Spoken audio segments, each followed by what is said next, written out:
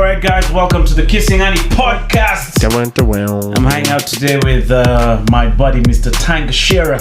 Unakuwa na theme song? My hip hop beats.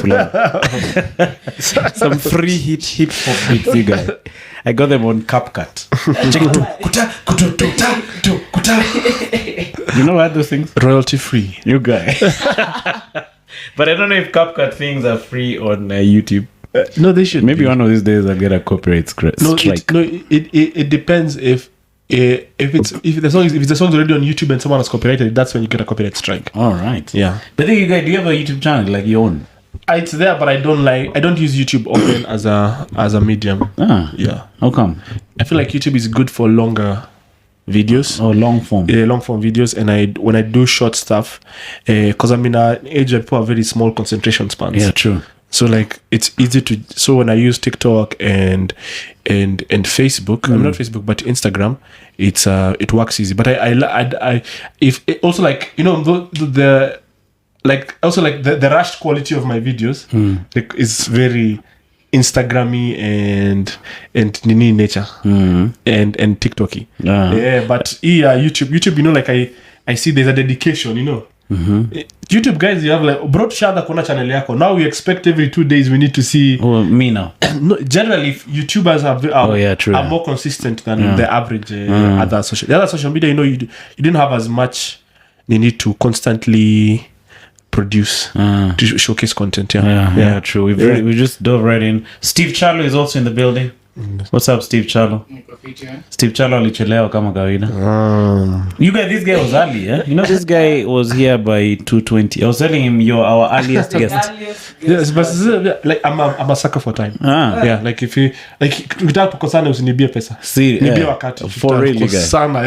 Like you're kweli ama yeah, like no, honestly. Like if you go on a date and a chick comes late, how do you react? Like ako -4 down. like already. I mean, no, but if she was running late and she texted to say, yo, I'm running late, that can happen. That's life, yeah? But ile bro, umeweka unaanza kuuliza utakula nini saa? True. Yeah, so I'm like, and then have you ever met those guys who are late but they don't see the problem with cheki sisi nishafika. No, because one thing I learned about people who treat your time like that will eventually treat you like that. Like the way people treat, like if I just call you here and then I'm like, I want to answer. You already know working with this person from now on how it's going to go. Because there are people who they would never do that to. They respect more. Yeah, like actually respecting someone's time is how you respect the person. It's often an indicator of the way they treat you. So hata dem akichelewa once twice kwa date bila she's unaware of it, she doesn't apologize, bro. So another one unaambia Steve Charlo nini?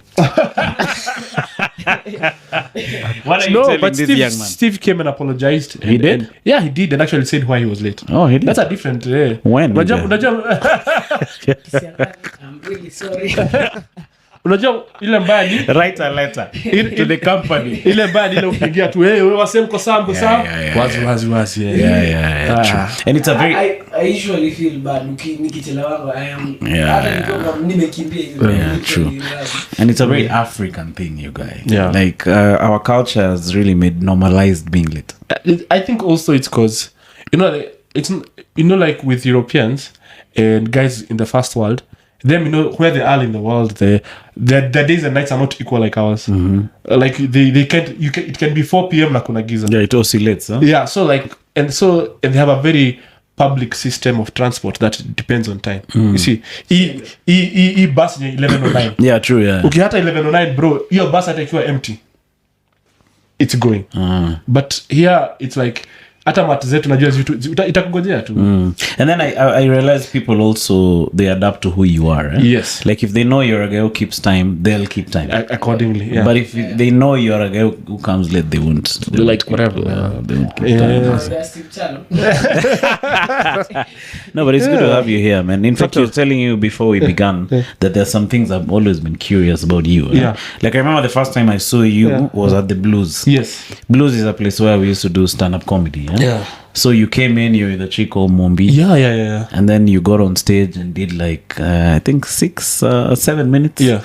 And then I was like, hey, this guy is, this guy. I remember telling them, hey, the next one tunaeka huyo jamaa. So had you done stand-up before that day? No, I had not done, what had happened is, for me to show up at the Blues that day, it was after I had done stand-up for the first time at BYSS. Oh, it was after? Yeah.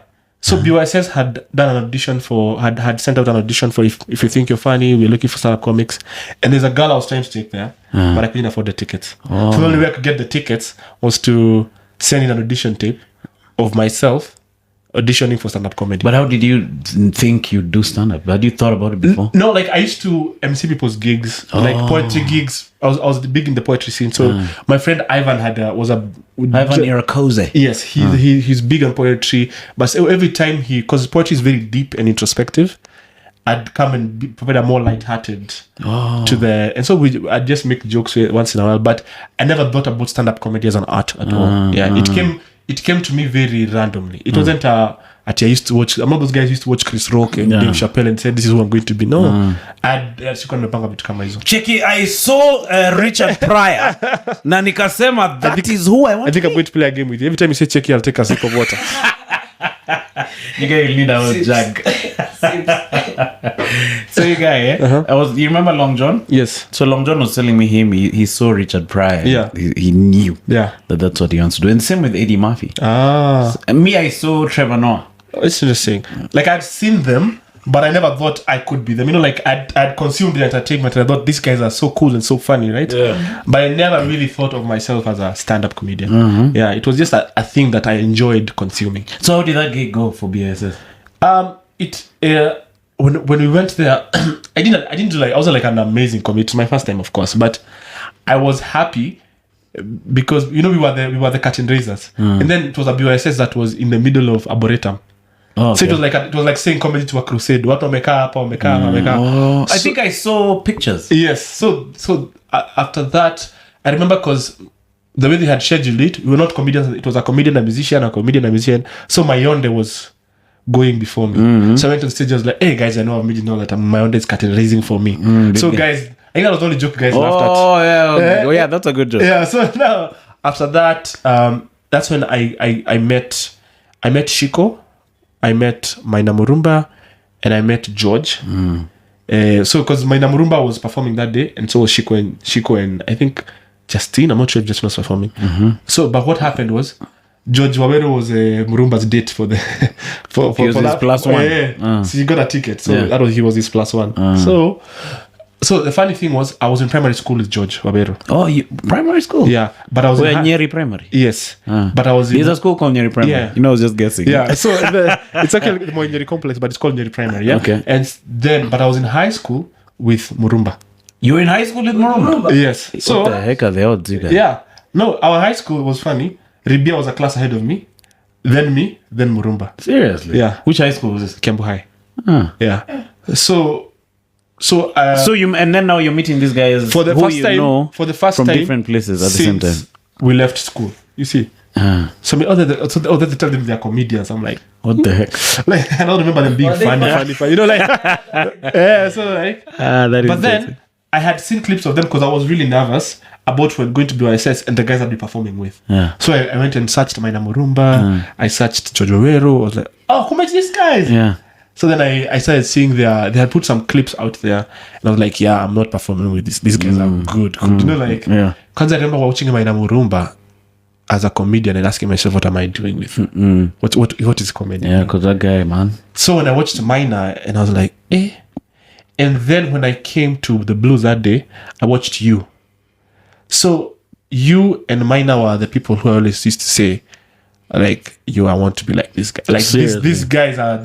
These guys, why are these guys not international? Like, what don't Kenyans know about this? Like, you're just like, so even that day I had come because I had come from emceeing Ivan's gig with Mombi. Yes. Oh, Mombi was also emceeing. So Mombi was doing a spot.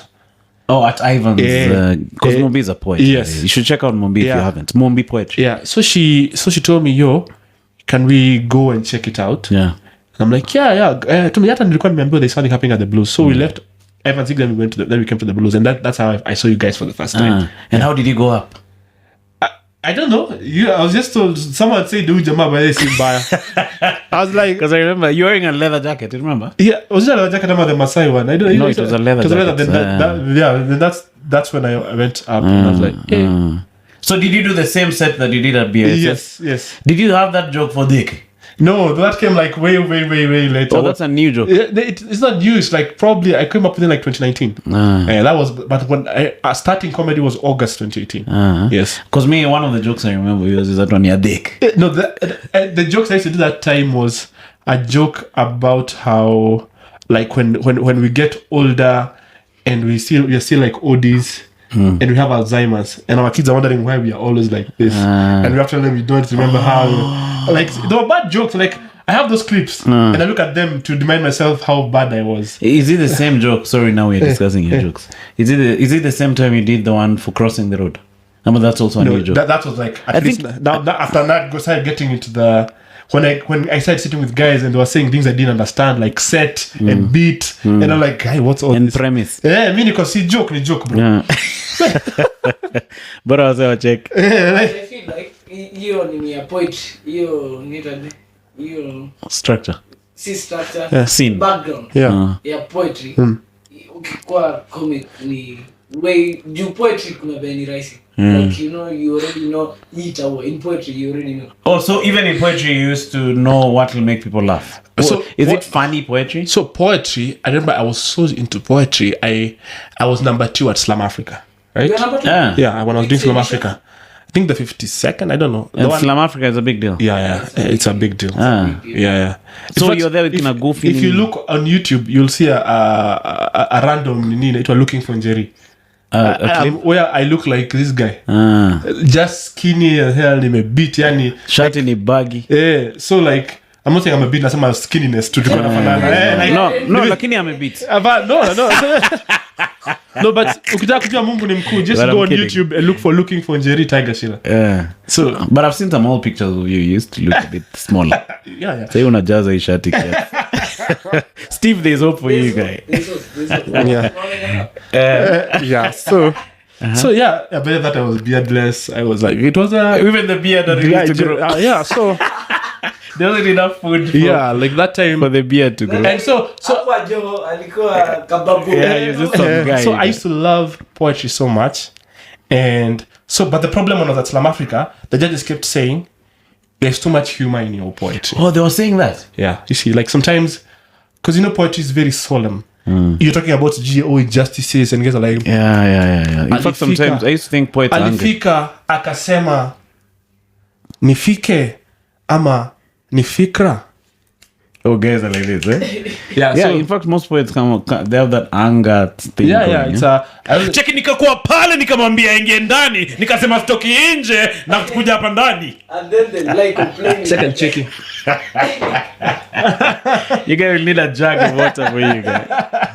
What do you say? And then they were complaining. The poetry is about you must complain. Yeah. So yours was upbeat and... Yeah, I really spoke about very heavy issues.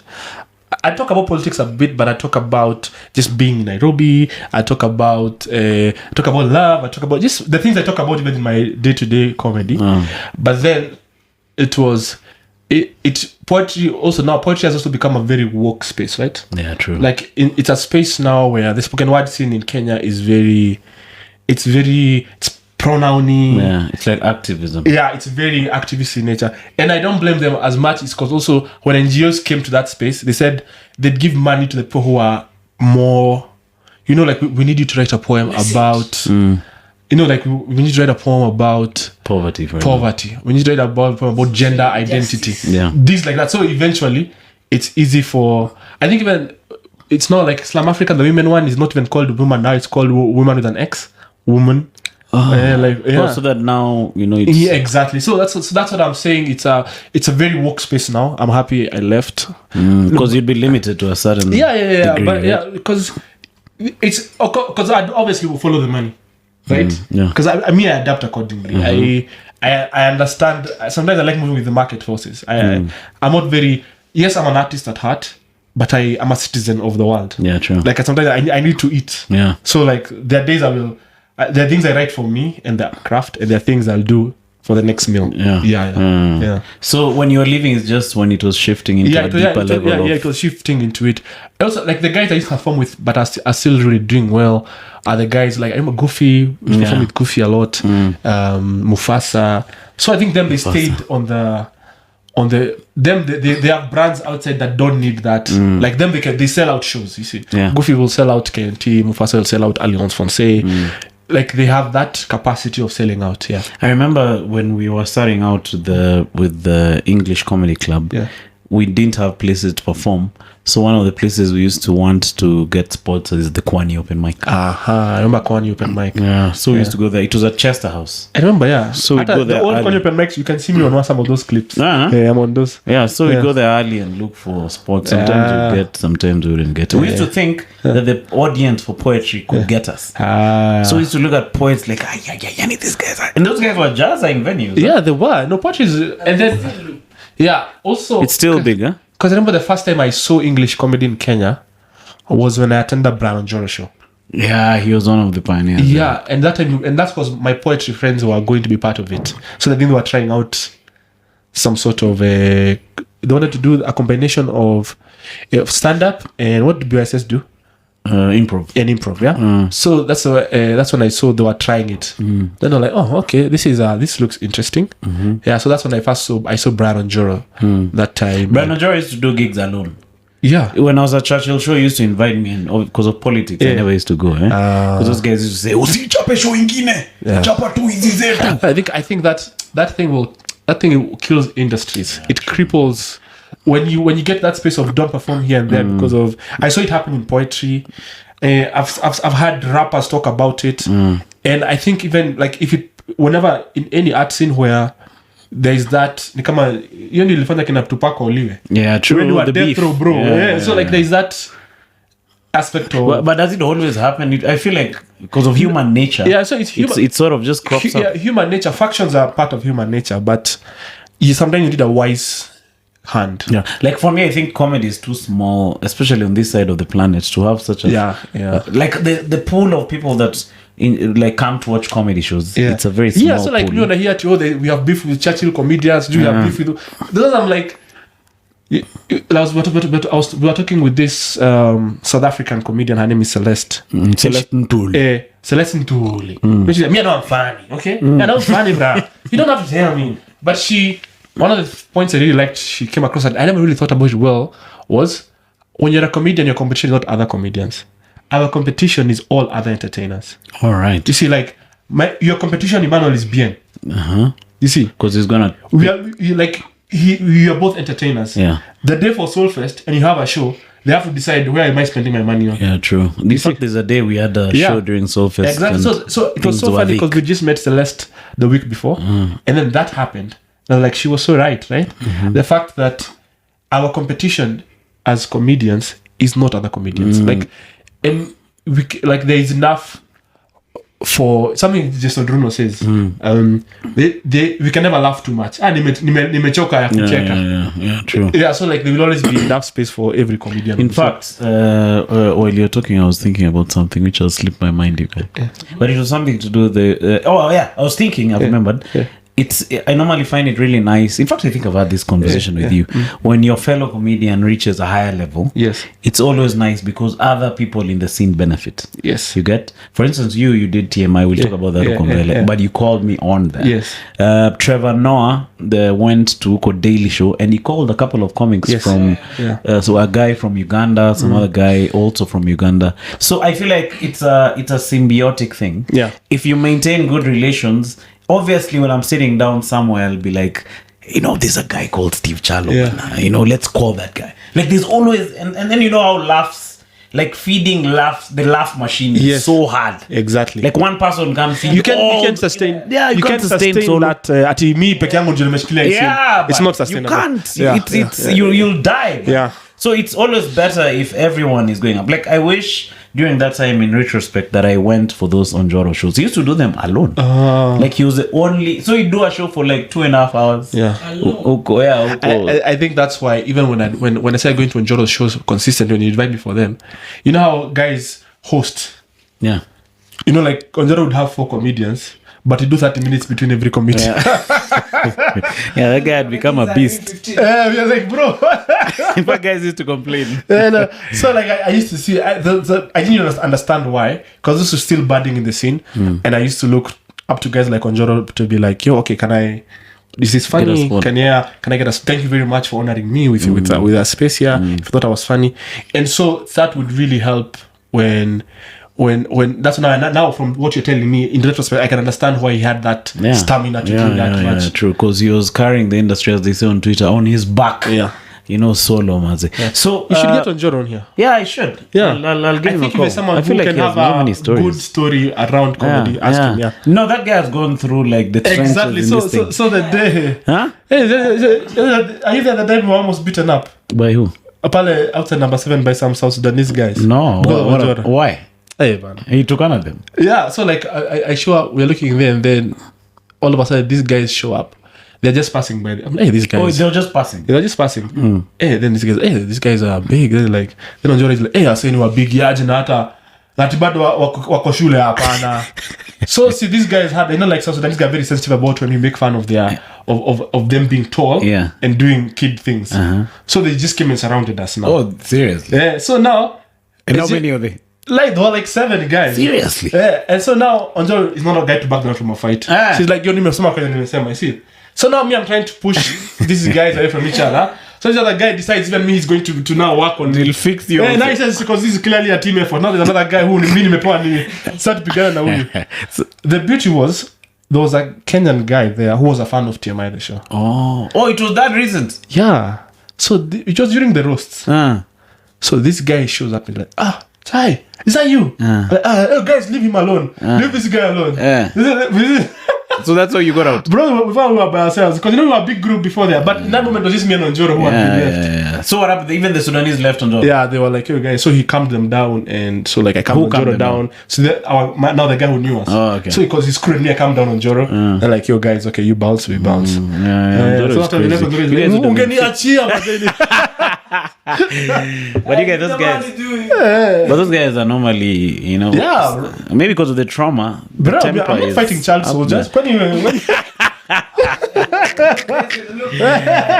No, but for real, these guys have known violence and more. Like these guys have walked from South Sudan to Kape. I talk with Maketh, a fellow South Sudanese comic, and he tells me when they fight, it's not yet a fight until you've seen blood. Oh, like so the fight starts when there's blood. You see, it's not like I'm not fighting guys like that. Sudanese like to fight. Like Kenya niliamia Kurongai used to be some Sudanese used to live there. You guy kwa closet kuna madamu like it's no, but I understand because of what they've it's a culture thing. It's not that who they are is inherently violent. It's because of the life they've had to live. Yeah, true. Of like I don't have anything except my honor. Yeah. So, have you ever watched okay, there's a book and there's also a documentary. It's called When God Grew Tired of Us. No. Have you ever seen that thing? No. Hey, you guys should go and see that thing, you guys. He talks about how they walked. Remember the children who walked from Kina those guys. They walked all the way to Kakuma. They were eating each other. You guys, and they die. You guys. Of course, if we are starving and then you die of starvation. But I prefer you die because you're big. Okay, if I died of starvation and you didn't eat me, I'd haunt you for stupidness. Yeah, true. Like, bro, utakufa, man nimekufa. Yo, grab a leg. And when I join you, you're like, why didn't you eat me? Check it, ugeni dish. Yeah. So they're not inherently cannibalistic. People are not. It's about like me. As humans, we are very sophisticated, but we're also savages. In the right conditions, we are like savage. Yeah, true. Like you put us in a space. Yeah. There's a part of that. There is our ancestors are the ones who lived. Why? Because they were more savage than the other ones who didn't live. So kuna this kitu ndani yako Emmanuel, which if can be awoken, it just needs the right environment. Yeah, you'll see how much of a savage you are. So you should go check out that documentary. That thing really made me cry. When God Grew Tired of Us. Okay. It's produced by Brad Pitt. Okay. So, but it has a nice ending. These guys were, many of them get visas to the States. So it shows them they're in an aeroplane, and then some of them are eating. No, I got resettlement. I don't know, but he's scheduled to go. Yeah, I think he's going to the US. So they show some of them who now they have American accents. But on the way there, some of them are eating the margarine. Like they've never seen it. You have to adjust accordingly. So they're taking the margarine. But that thing made me cry real tears. Jackie! Like we don't realize the privilege we have to be African and be born in Kenya. Yeah, true. Because almost any other place around us, I've seen war. Yeah. You got Uganda, you guys. Yeah. But TZ has been a bit chilled. TZ is a nice place. Yeah, but it's a good space. I'm saying like the thing now is like TZ is one of those spaces. But there's a development aspect of it's good to be raised on the Kenyan side more than the TZ side, right? Yeah, true. Yeah, because TZ, Bro, when they grow up, they go to if you're in Africa, bro, Kenya is New York. Yeah, true. Yeah, Nairobi is New York. Especially now with the expressway, you guys. Yeah. I see other fellow African comedians come, except maybe the guys from South Africa. Yeah. The South African ones are saying you can see the awe they have when they're like, hey, you cannot be serious. You have already dancing all the way from the port all the way to Nairobi. My friend. Like, of course, like you see those guys are like, yeah, true. Man. There's a time I went to Rwanda and they were telling me, I hear you have a road which has 6 lanes. Checking me, yeah, we have. I was feeling like I own it. Yeah, they have an accent. Everyone in the world has an accent. Even we have an accent. There's a time I was in Nigeria and some guy was telling me he knew I'm Kenyan because of my accent. Yeah. I'm like, which accent, Maze, bro? The way Uhuru Kenyatta was giving speeches, Jeff, that's a Kenyan. Yeah, it's so easy. But is that Kenyan? Uhuru's is more Polish. Yeah, but you can still tell he's Kenyan. In the sense that there are words that when Kenyans say, let's say, how do you say W-O-R-D? A Kenyan, how would I say it? Wad. Yeah. And W-A-D? Wad. It's the same way. Yeah. So one of the hallmarks of a Kenyan accent is we're not taught to pronounce the R sound. Oh, okay. Yeah, we say it's a bird, but we don't say the the bird flies. We don't say the bird flies, right? We say the bird flies. Yeah, true. Yeah, we are so influenced by how we speak our Swahili, even our tonation. You can tell this is a. Oh, so we actually have Swahili in our English. Our Swahili affects a lot the way we speak our English. I've never thought of that. Yeah, it's especially in Nairobi. In other spaces, it's your mother tongue, but here in Nini, you can tell even the way I'm speaking right now. Someone outside, am I speaking in a British accent? No, I'm not, right? Yeah. No, am I like, this is America? No, this is clearly what I'm speaking now. It's just because when you're Kenyan, you're oblivious of the other person's accent. Because you think accent ni ya watu wa Ocha. Yeah, true. Yeah. There's an accent thing you did which went viral. Was it Kikuyu? No, I did an African accent. Yes. A Kenyan accent and a Kikuyu accent. Yeah. That thing went freaking super viral. Yeah, that was the first time I was like, you know what? Maybe I should start posting my stuff. Yeah, because it was during COVID, right? It was during COVID. You had gone back to Nyeri? I'd gone back to Nyeri, then Huru closed. Why did you go back? No job? Your job fungad? No, you know that immediately that time every job fungad for a while. Yeah. Then people said being called back. But I was already in Nyeri and I had my laptop so I could easily work from home. So you're posting daily, you guys? Yeah, I was idle in the house, man. Like, when you're a creative, you don't realize creatives who are not born in Nairobi run to Nairobi. Like where they live feels like they're in prison. So because no one gets them. You see, your bro would have probably been a hit on Kameme or some things like that. Check your protein Magota. Third checky. This guy is drinking. I think this was alcohol, you guys. We get drunk Ty on the podcast. So your folks, when did you let them know now you've dove with both hands into comedy now? I think so. Whenever I was doing comedy for the last couple of years, I was still on my 8 to 5. I remember. Yeah, I was still on my 8 to 5 because comedy was not consistent enough to keep me paid. The checks, I remember your comment about the checks. Are not as consistent enough unless you're at the very top. Yeah, in fact, those days was there even a check. Exactly, right? Yeah. So it's one of those things you could go and kill and then like you did it for the love. Yeah. You know? And the small money you got from comedy meant so much more than the money you were being paid it from. feels good. You feel like, you know what, listen. I've been paid. This is my, you know, this is my laughter. And so Cheki talanta ndio imebai kiatu for. So I think so they kind of always knew that I told them sometimes that I dabble in certain poetry. Then I said I'm dabbling in comedy. It's they had seen a newspaper clipping of a blues show that I was hosting. Oh. And they're like, oh, unafanya hizi vitu. Like, yeah. And so like I think it was also like a newspaper I talk about. So actually what happened was, so back home in Nyeri, so my dad used to work for some government office, right? So he was interviewing interns for a certain job, and they saw his name is Ngachira, right? So they asked him, "Oh, Ngachira, are you that comedian's father?" Oh, seriously? Yeah. So my dad is like, "What?" Yeah, like which one? It's like no, he's a lawyer. Like, No, he's not a comedian, he's a lawyer. So he knew, but he didn't know it was that space where other people would recognize me as much. But I think where they gave their stamp of approval was when I got the TV show. Night was like, okay, No, now, that was the big boss. yeah, that was like, okay, Of now approval. he's on TV. Like if he's on TV. That's the ultimate. Yeah, now we're not going, because all people would be like, so do you have still? I know I had to go and do comedy over the weekends. Like, yeah, but don't forget to focus on your 9 to 5, because that's the bigger. Jackie, don't forget to do law. So like they were supportive. I'm not one of those guys who say that my folks are not supportive, but they were supportive also because, you know, I didn't start comedy at young at you don't understand me. I'd finished school. I was busy doing a job for a couple of years by the time I'm getting into comedy. So you can't come and tell. So they kind of figured he kind of knows what he's doing in his life. It's not one of those things for dad, you don't understand me. So you decided to talk about Steve Charlo again, you guys. Wow. When do you know? This guy is really... Unamtupia mashots zingine. Ni jabs tu. Umse amekuamulia akitoka. Cheki, let me go and talk to Steve Kiera. So yeah, and they knew you're a poet, right? Yeah, they knew I was a poet because they knew I was a poet because remember Buzz the magazine?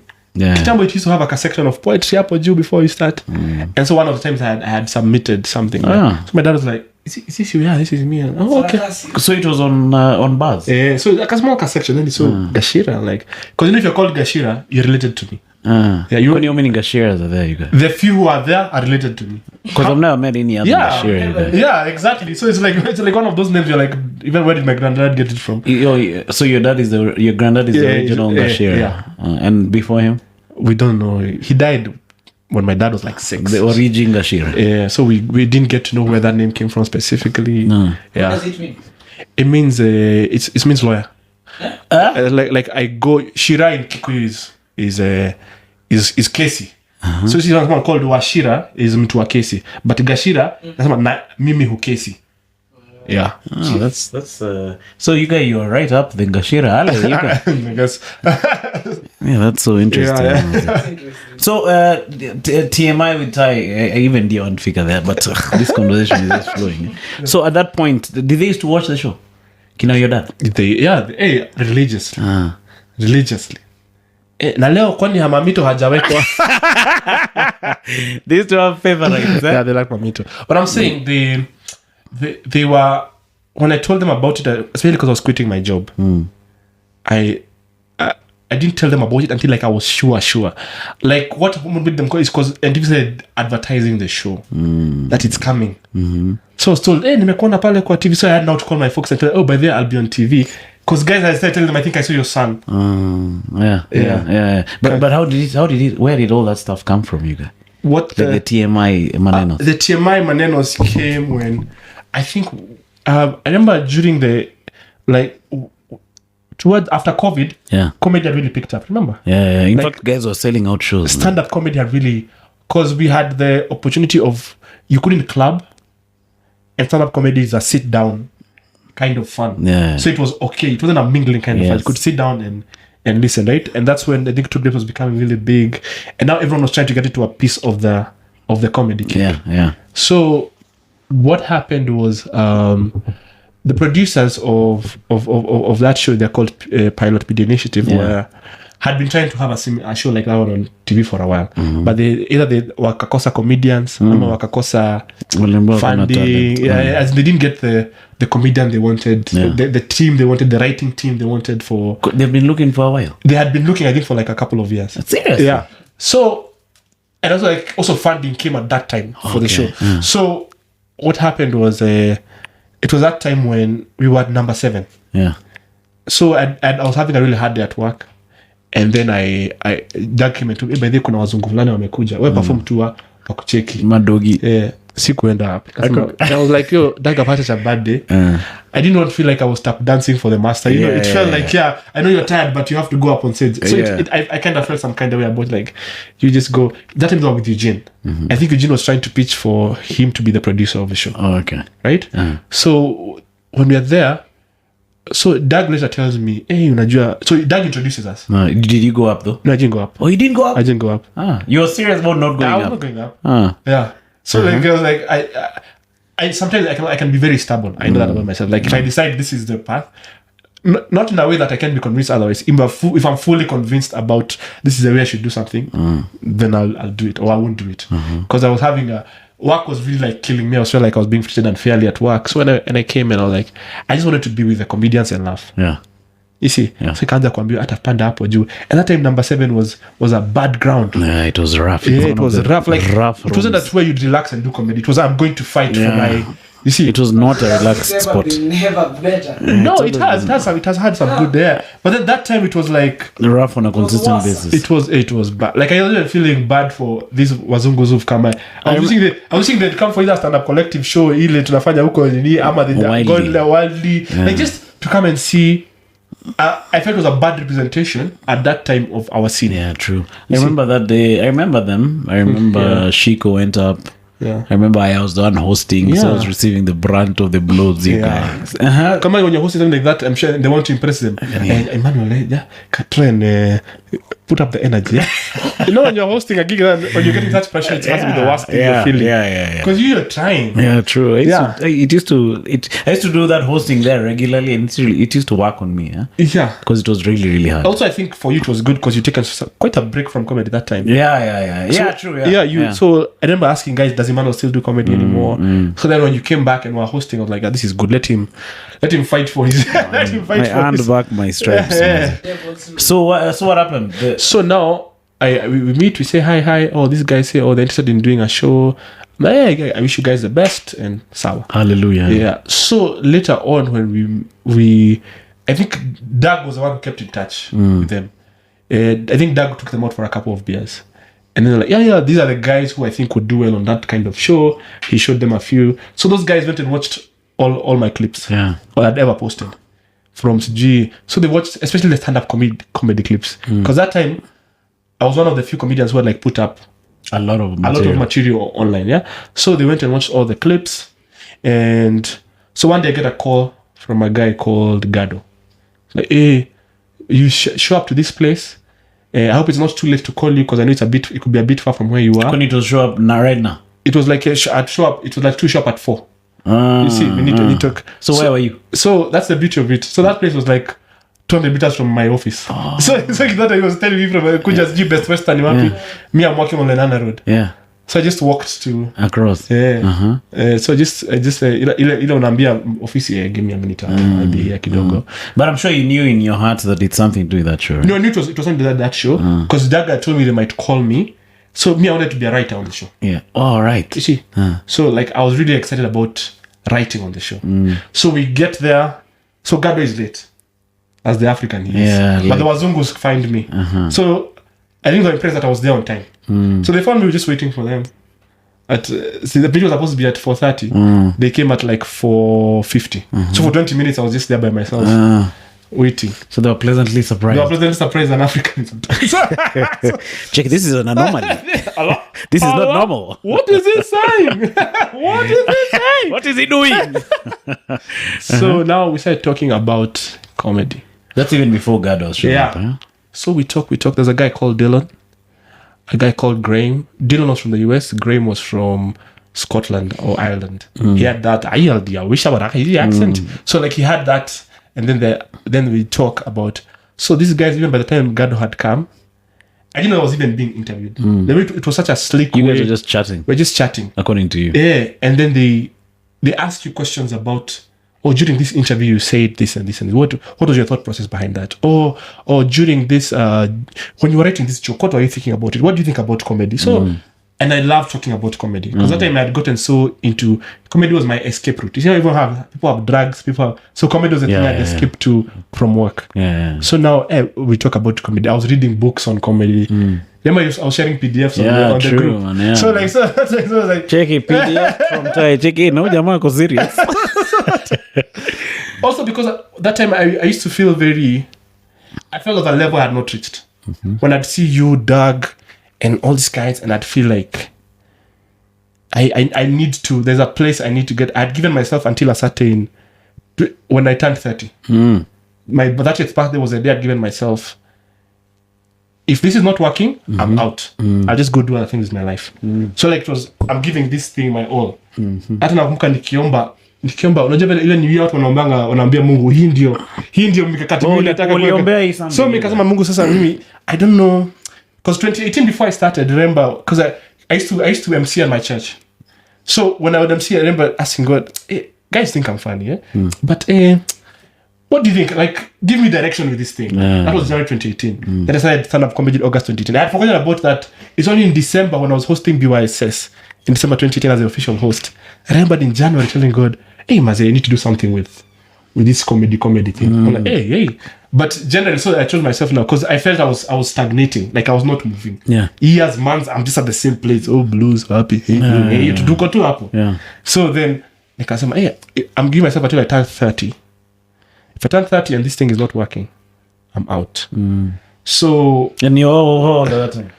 I was 28. I was... it was now... Because I turned 30 last year. So like it was... I was just trying to figure out. So June 26th, 30th, that was when I was going to quit comedy. 2022 was when I was going to quit comedy and focus on... Checking Mongo's Pofongo and JR by June 26th. Hiyo hata sikuwa naambia Mungu. Hiyo ni mimi nilikuwa najiambia. Ile yani hii ni sasa tunajituma bro. Tutajituma kwa hii kitu. Unajua kila wiki new material. Like I write new material for every single week. Yeah. In fact, how did you know that? How did you know you had a timetable? See, I posted it. Oh, I remember when we met this guy, he said he was a fan of yours. Yeah, so like that time I read a book called like Atomic Habits and everything that I wanted to just... He was posting some books. Yeah, so that time I told myself, e-comedy, every week I'm on stage, I'll have new material. Like every freaking week. Yeah. So now... generally, so at that time when this guy was asking me all those questions, now they'll look at the body of work that I had done. So then later on, these guys they leave and we move on. So that was like around like November even. So around Feb, because those that I'd seen them, they talked to Mamito, Shiko, they talked to a few guys and Doug. So then around that time, guys started getting calls from those guys. One by one. Hey, wanapewa assignment nini, I didn't get the call. So of course I felt kind of sad, but I was happy I was still getting the attention. You see, so I was like, hey, you guys do well. Mkipata mazee mkapata venye mnaweza nipox pia hapo. Exactly what we were talking about earlier. Right? Yes, really mind. So Daga anambia uko sure hujapata call? Like, bro, you think I'd be lying about this? So then this one time we are at, we used to go to Darren's place to talk about the comedy siwa. Comedy siwa, just to prepare for the week. So I get a call from Gado. My friend, wajua nilikuwa kupigie. Lakini he's Tanzanian with an exclamation. He's Tanzanian. Yeah. And he stammers a bit. Okay. Wajua nilikuwa kupigie. Lakini nikasahau juu ya mambo. Wajua. So let's do this, naona we think you're our guy. We think you're our guy for the show. Lakini fanya hivi, kesho tuko na Zoom meeting. We can see how we proceed further. We need to, someone else has to give you an approval. Yeah. Before we get so that's on Wednesday. After Wednesday meeting I was hosting at Two Grapes. So nikaongea now the owners of Two Grapes wanipatie kamkutano hapo niende. So we meet there. so the invite comes. No, James did a call from New York. What was your reaction after your call? I wasn't sure. Like I was happy, but not sure happy. I didn't You tell were still anyone. on the fence. I just sat there and like, ting. But then when I went now, the Wednesday gig, so this guy. She was like, "Hey, name's Kevin Blair," and so because I've been known I'm going to meet Kevin Blair, I went and Googled him. So I looked at all the things, all the work he'd been doing. Like he used to write jokes for Obama during the inaugural speeches, the dinner correspondence speech, and then he wrote for Jon Stewart. He was a head writer for Jon Stewart at the Daily Show. So now I'm like, yo, he was a head writer. Yeah. So I'm like, this is the guy I'm going to meet. So I started looking. Then he had a long article, like almost close to like 6 pages of talking about comedy and its impact on society. I consumed that thing. So by the time we were meeting him, I was telling him his things in other words. I was telling him, because I actually think the thing with comedy is it allows us to laugh at those things that we're not allowed to laugh at, especially as a third world. Like, I'm sure the guy was like, done. We have a one guy. Yeah. We have a one guy. Yeah. So true, now I've got that seal of approval. Yeah. Now that's when I felt that kind of glow of like even I got it. Because that's when that's when I smiled. When I got the call from God the first time, I went home and I cried for the first time in a long time. Seriously, Like I went and I'm not a crier, but then he was in the car too. My sister was in the sitting room. That's now the call from Gado now. Yeah, that day when I left the comedy scene. Hey, Mazi, I just got into my room. What do you think you cried, you guys? It was relief. It was because you are looking for that thing. Yeah, I was looking for a way to get out of my job. I was so frustrated. I was looking for a space to. I was auditioning to be a writer, bro. Then I was told I was a host. Yeah, true, Mazi, you guys. Yeah, so like I was just auditioning to be a writer. They can be a bro, apana, wewe, when the host. Yeah, so but I think also a big part of it I have to shout out to Doug because Doug heavily recommended me as a host for the show. I remember, true. I was also told about that thing, but me, I was I didn't have enough videos. So Doug was mad at me because I had just deleted my videos. Yeah. I think those guys, the first thing they were checking is guys' videos. So I have a very weird relationship with my material. Yeah. Because I grew up in a very, you've met my mom just now. Yeah. Our home is very conservative. Yeah. You know, we were raised in Sunday school. You know, I went to, we're just a very conservative home. Yeah. So sometimes I get embarrassed by my own material. Because of your community. Yeah. So I now understand my sis, like I have an sis who I'm very close to, who I actually, I know she didn't watch this podcast, but I blocked her, you guys, from my Instagram.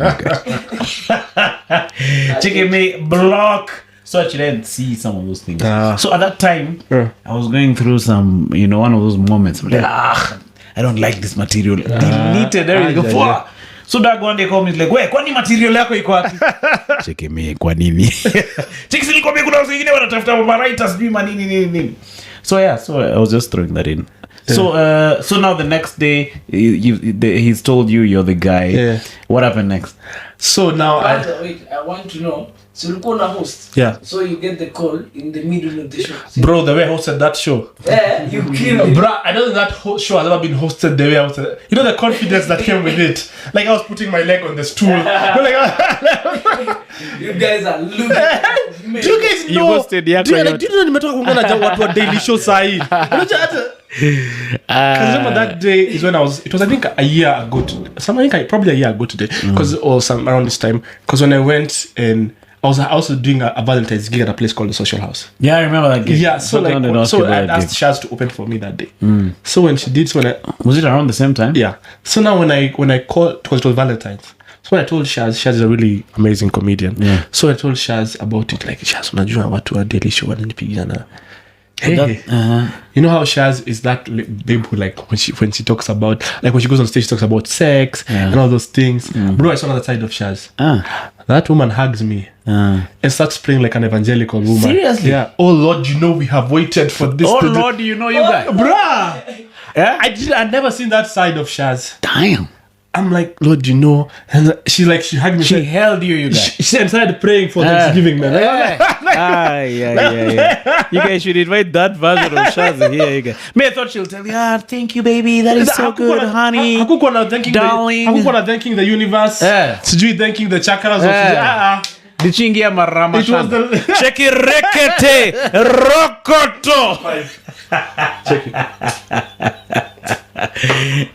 You guys. Thank you. So I never seen that side of Shaz, right? Yeah.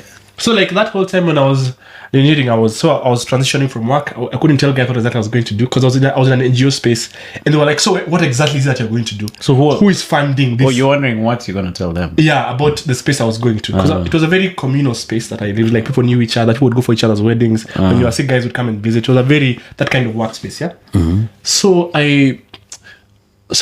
when we get now to the show proper, bro, kumbe kazi ni kazi, man. Yeah, ni comedy. Bro, we are given, all of us are given, writers are given. You know, when we are given assignments. Oh, thank you, Ty. We want to get a feeling of your own humor. So you're the guy, but we need to get a feeling of your humor. So we were sent assignments, bro. I was sent assignment. I was told, look for 10 things that have happened in the last 3 days in the news and write 10 jokes about those things. So who's asking for these things? Is it So Americans? the Americans. Because they want to get your comedy voice. What? So it's not now kumbaya and relaxation. So that's when the work started, man. So we sit down. So nikuanza kwa yani na watch news hivyo kinaandika this is an issue. Or smuggling sugar from Uganda. Haya. Naandika sasa jokes about that issue. So your mind had to be working all the time. Yeah. No, what was the pressure like? Did you feel it? Oh, of course, because I was like, you only get this thing only happens once in your life, man. Like I'm not getting another shot like this in my life. Yeah. So see, I took it. So that's where now then we started the show. Eventually, you know, like we are being taken through how to write, how to come up with we are meeting different directors, different producers, and then all those guys, they don't know who I am. So like it's a battle to prove yourself. And like, to everyone, right? Like every person you meet, you have to show. So like when guys are coming, oh, nasikia mnaanza show mpya iko na nini Yeah, the guy. nani host na kwani jamaa nani? Because you know, like it was like I had to be like, okay, I'm funny. Yeah. But Checking Goja talk show. so when we shot the first pilot, it was bad. Like, so the first show never aired. The first pilot which I came for. Yeah. It never aired. Yeah, it didn't. Yeah. So when we watched it, it was bad. It had mistakes. And then they're not finished painting the table. You see. So, because the thing is, during contract negotiations, they said they didn't have too much money and they believed they were taking a risk on me. They said that. Not the Americans. The Americans were fully confident. Yeah. It's now the Kenyan wing. Yeah. So now, if you think ni wakati nani ngapata hiyo kazi. Anyway, so now the Kenyan wing. so now they were like, they were trying to come up with names for the show. So the only thing I negotiated, I told them, whatever happens, I want my name on the desk. Yeah. Like what I want my name to be there. Yes. I want you to say Ngachira there. That was your demand. That was my. And what made you demand that? How did you think of that? Because I had seen what the Daily Show with Trevor Noah had done. So the Daily Show with. So I was like, I didn't want to be replaced. After two episodes. Also, that's what happened to Churchill, you guy. Do you know Churchill wasn't like when they started the original Churchill Live? He was an employee. He was an employee of Churchill Live. So when it went to season 2, legend has it that you see it's his name which was on the table, so to speak. So he just changed it to Churchill Show. So it was the same with. I wanted it to be with Ngachira, TMI With Ty, because I knew I would not be as easily replaced if there had to be a rebranding of the show. I'm a TMI. They can just throw in any punk. It can just be whatever. Check it TMI this week with the Manu. Check it me. VP. So like I didn't want to. That was smart. Yeah, I didn't want to be replaced. And how did they take that demand, you guys? So the first time, we just need to negotiate contracts with the Kenyan guys. So when I realized what was happening, Kenyan wing, I wrote an email and CC'd all the Americans. Hey guys, thank you very much. But these are the demands of the contracts that I like. So now when they're looking at them, so the Americans are calling the Kenyans. So what's the problem? It seems okay to me. Why are we not doing this? But that was smart. So akasema okay, mwadike jina yake. So it's only because it's in Daily Show with because also when we were dealing with the Americans, I could see what it was. Because my plan at that time was I do it for like 2 years. I become a brand name. I just go do stand-up comedy for the rest of my life. With the name you've built. But so I think by the time I'm being replaced as a host, they look for a guy whose name starts with T as well if they want to rhyme. And then do you know in Kenya, like the fast thing is normally the name of the thing. Exactly. Huh? You see? Like if you're going to buy Colgate, So it's a ile TMI. Colgate ya Aqua Fresh. Nataka TMI Ngachira brought to you by Steve Charlo. Yeah. You see? Steve Charlo pia kuna TMI. You know, they take the fast thing as the thing. Exactly. So even for us to get the name change, we had other names. So the show was someone had called it CGOMG, it's the news. Someone wanted to call it the other voice. It had very many names that had been put out there. Did you get pushback from the TMI podcast? No, I don't even know them. Yeah, you don't know TMI? No. I know of them, but we do such different things. Like you can't own TMI is something that's too much information. Is a so you didn't is a slang. You said you're the one who invented the, and we're in different fields. Yeah, you can't say to OMG. We have a podcast called OMG. You can't call the show OMG. You see? I thought you got an email from TMI podcast. No. Also, them, they are one podcast. Their main target is Mama. Yeah, true. So like we're doing very different things. I don't even know them, right?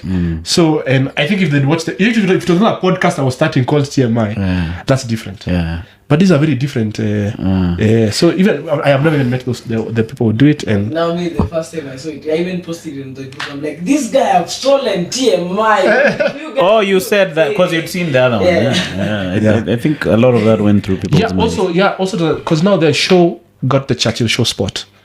Who? The TMI the show. Okay. So Churchill is a beloved person. Like kings love that man. So when you're the face that replaces him on TV, like what a nani huyu jamaa. Did you get that? Bruv. The first 2 episodes, if I could show you my DMs and I think DM you guys. Bro, hii show yako hiyo pesa wangechukua patie Dr. Kengori seriously aongeze show time like the amount guys were in your DM bro the amount of hate I got the first 2 episodes. I wanted to quit that job. Serious. Like everyone but why are they reading those messages, you guys? You see, bros, but you see, I'm being an art. No, if I read the first 2 and they're bad, I just ignore them. So I didn't really used to watch the show. Oh, you know I used to watch, huh? Yeah, I've never watched TMI the show. You've not watched? Because I'm there, I'm recording, so I know what you've said. Yeah. Because now I'd switch off my phone during the... Is it because of the fear of the blowback? Yeah, Netflix, because the first episodes I'd gotten some really mean things. And also, the industry itself felt I had not paid my dues. You see, they're like, who's this guy? It was going to be someone else to have been maybe a guy who'd been on Churchill, and maybe what the guys would come time, they were more deserving of the spot. You see. But after a while, guys said, after a while, guys loved the show. But the point was, getting through that first period was so rough. Let me tell you, I used to host a Churchill show. I used to host a section called Open Mic. So Open Mic is all the new guys that come through Open Mic before they go to now Churchill Raw, which was on TV, and then Churchill Show. So sometimes that MC Jesse, host of Churchill Raw, never used to show up. Maybe something has happened. So they tell me to host the Churchill Raw. Guy, I used to hate those nights. Because now my guys would tag me on Twitter. Cheki @Manu fake. @Manu boring. So I all the time they tell me I'm supposed to host. I never used to feel nice. I used to feel like I don't realize of course you have like to do this work there is that you need to have of I don't care, but where you're so accessible that I could be anywhere in the world to come and tell you, bro, talker. You see, that's useless in caps. Like bro, some guy ako tu mahali ameamka tu in his bed sita na kahawa ngumu. Huyu jamani fala. Sita na kahawa ngumu. So like you realize it's never the guys who've been in the field who are the biggest haters. Some guys will be because but generally it's an anonymous person who will spoil your day. Yeah, true. I'm sure you never even used to check your Twitter on the day of the show. No. But I don't know, guys don't know the impact of those things. It's one thing to say, I feel they could change this and this, but saying, comedy is one of the few kinds of arts where people can say, I like this Sauti Sol song, but I don't like that Sauti Sol song. Comedy, jamaa si funny. But now they're not even giving you a chance, you guys. Yeah, so like, I think now the Americans, one of the guys called Kevin, he showed me videos of guys reacting to when Trevor started the Daily Show and when after John left. To Kana him still. Yeah, saying how bad. Who is this guy from South Africa? So he was telling me, listen, people take time to. Yes, true. In fact, that's what I wanted to say. Yeah. One of the things you have to realize if you're on any public space is people take time to warm up to Even when you're a new politician, yeah. You have to form your own. Anthony Robbins calls a pathway in the mind. So you have to form your own path, and then it takes time and consistency. So like I had to create a space where I don't look at my socials. I just come, I just talk to comedians, I walk through this show, and I'm done. You see, So it was, but then I told myself I'm enjoying this. Like by the time we were doing the 5th episode, I told myself, Ty, this is it. Like you're living it. Like this, enjoy it. Enjoy this. You know, when I go around and I see a billboard in my face, I'm like, I'm just saying, I'm slouching too much. I'm doing too. In fact, guys used to tag you on those billboards. That's like those when the guys started enjoying the show. But YouTube did really well on YouTube. Yeah, it picked up fast on YouTube. The guests we hosted. And the questions to prepare for them when we'd ask Giuliani, is he allowed in Machakos? Or when, like that thing of Wajakoya was a big deal for us. You see? So that hit like 100,000 in very few days, right? Now it's like 600K. Yeah? Seriously? So like, we are the first people who made Wajakoya go viral. Because no media station took him seriously. And then no one gave him time. So when we gave him time, he was not being called everywhere. But we're the ones, now we released a longer interview. Yes. So guys were like, this is the guy I want. No, that was really so now smart. we're being quoted on newspaper articles. Speaking to Ngachira, he's like, Hey, that must have felt good. No, it felt good because I saw the work that went to the show. Like I used to love working with the people I was working with, the crew, everyone, and so I used to really enjoy. Sometimes I'd want to go to the studio to see how things look, but I'm the one person who can never go behind camera. Is it? There wasn't a chance for me to go and see how it looks from the other side. And then were you doing those between the scene style, just talking to guys? Yes, we used to have a lot of. I used to talk to guys. If you came for the shooting, we used to have a lot of behind the scenes there. I remember it. Do you feel now that you guys have been sort of in the same position? Do you feel Trevor Noah for quitting? Well, so my show was 3 months.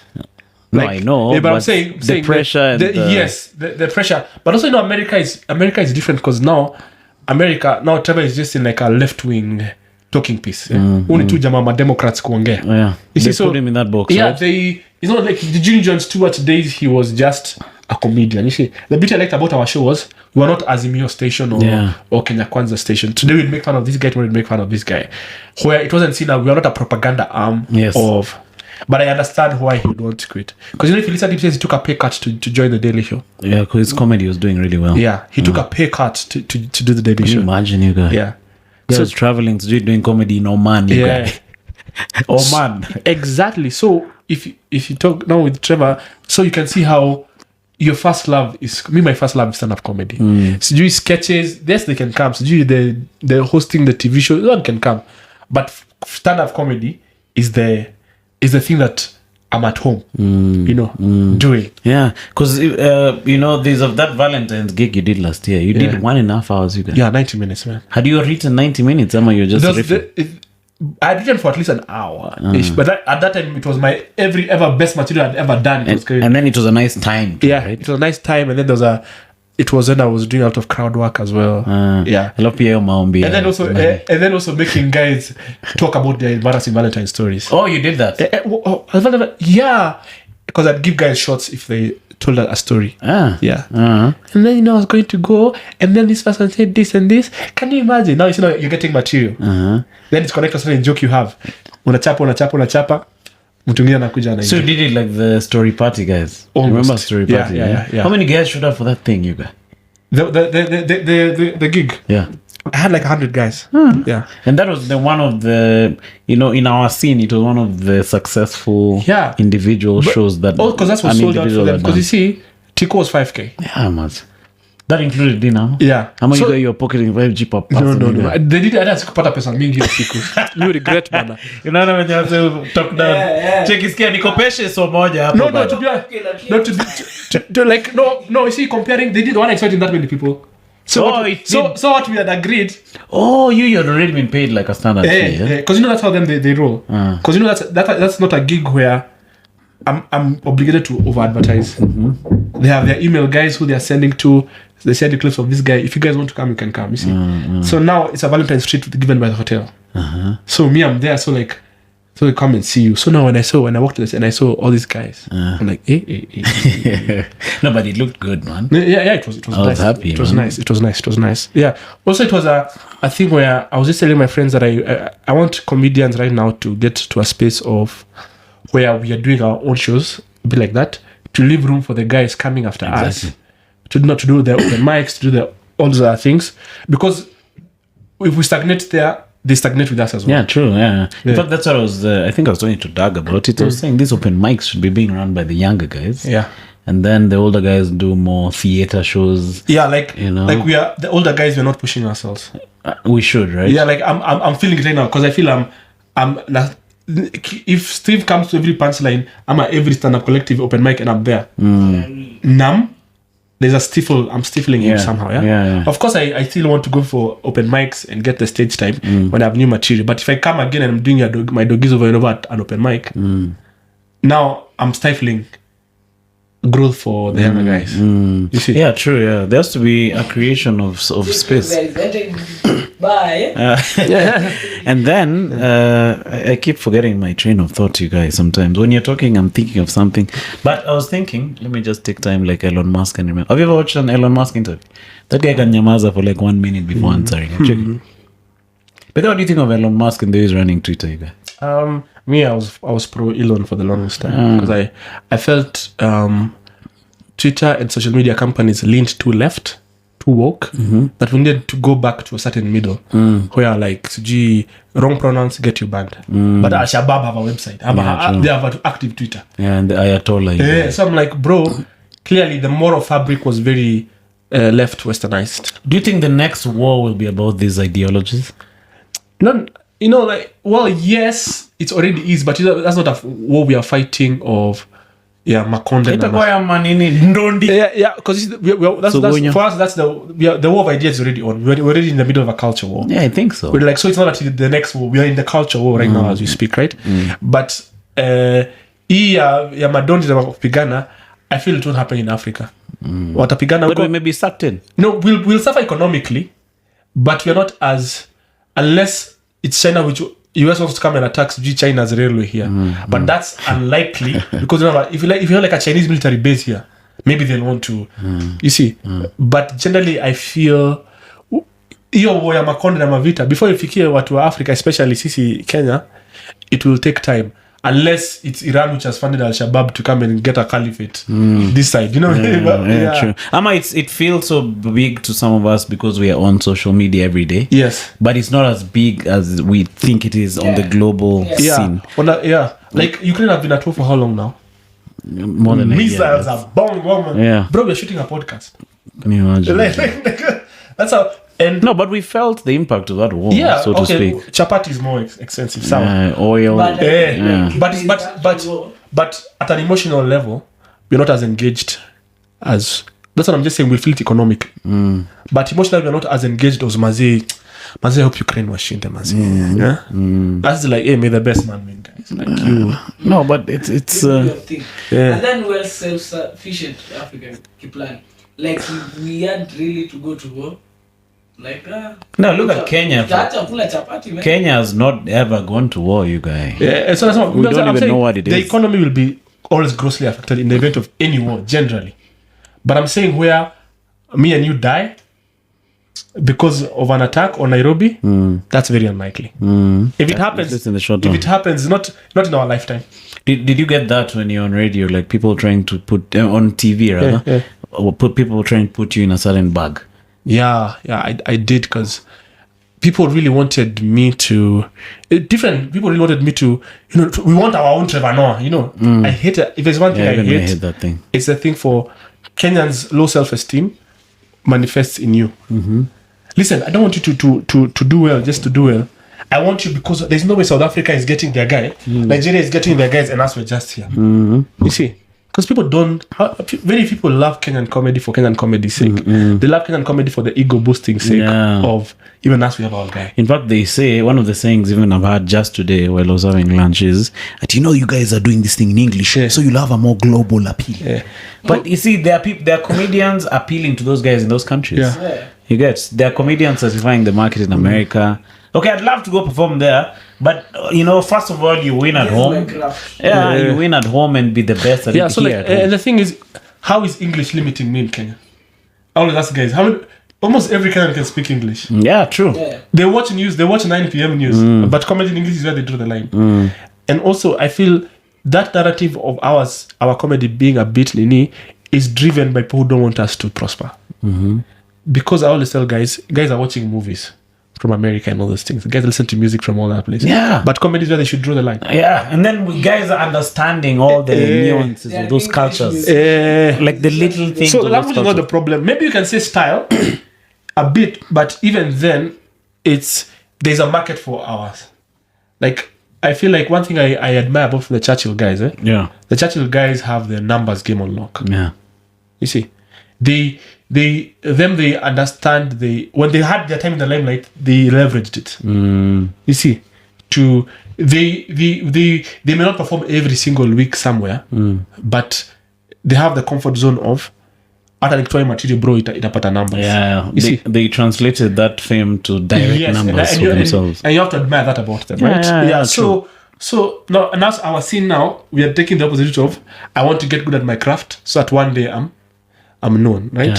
Yeah, in America. Yeah, or even whatever it is. But the thing is, one thing I've learned is you have to blow your horn.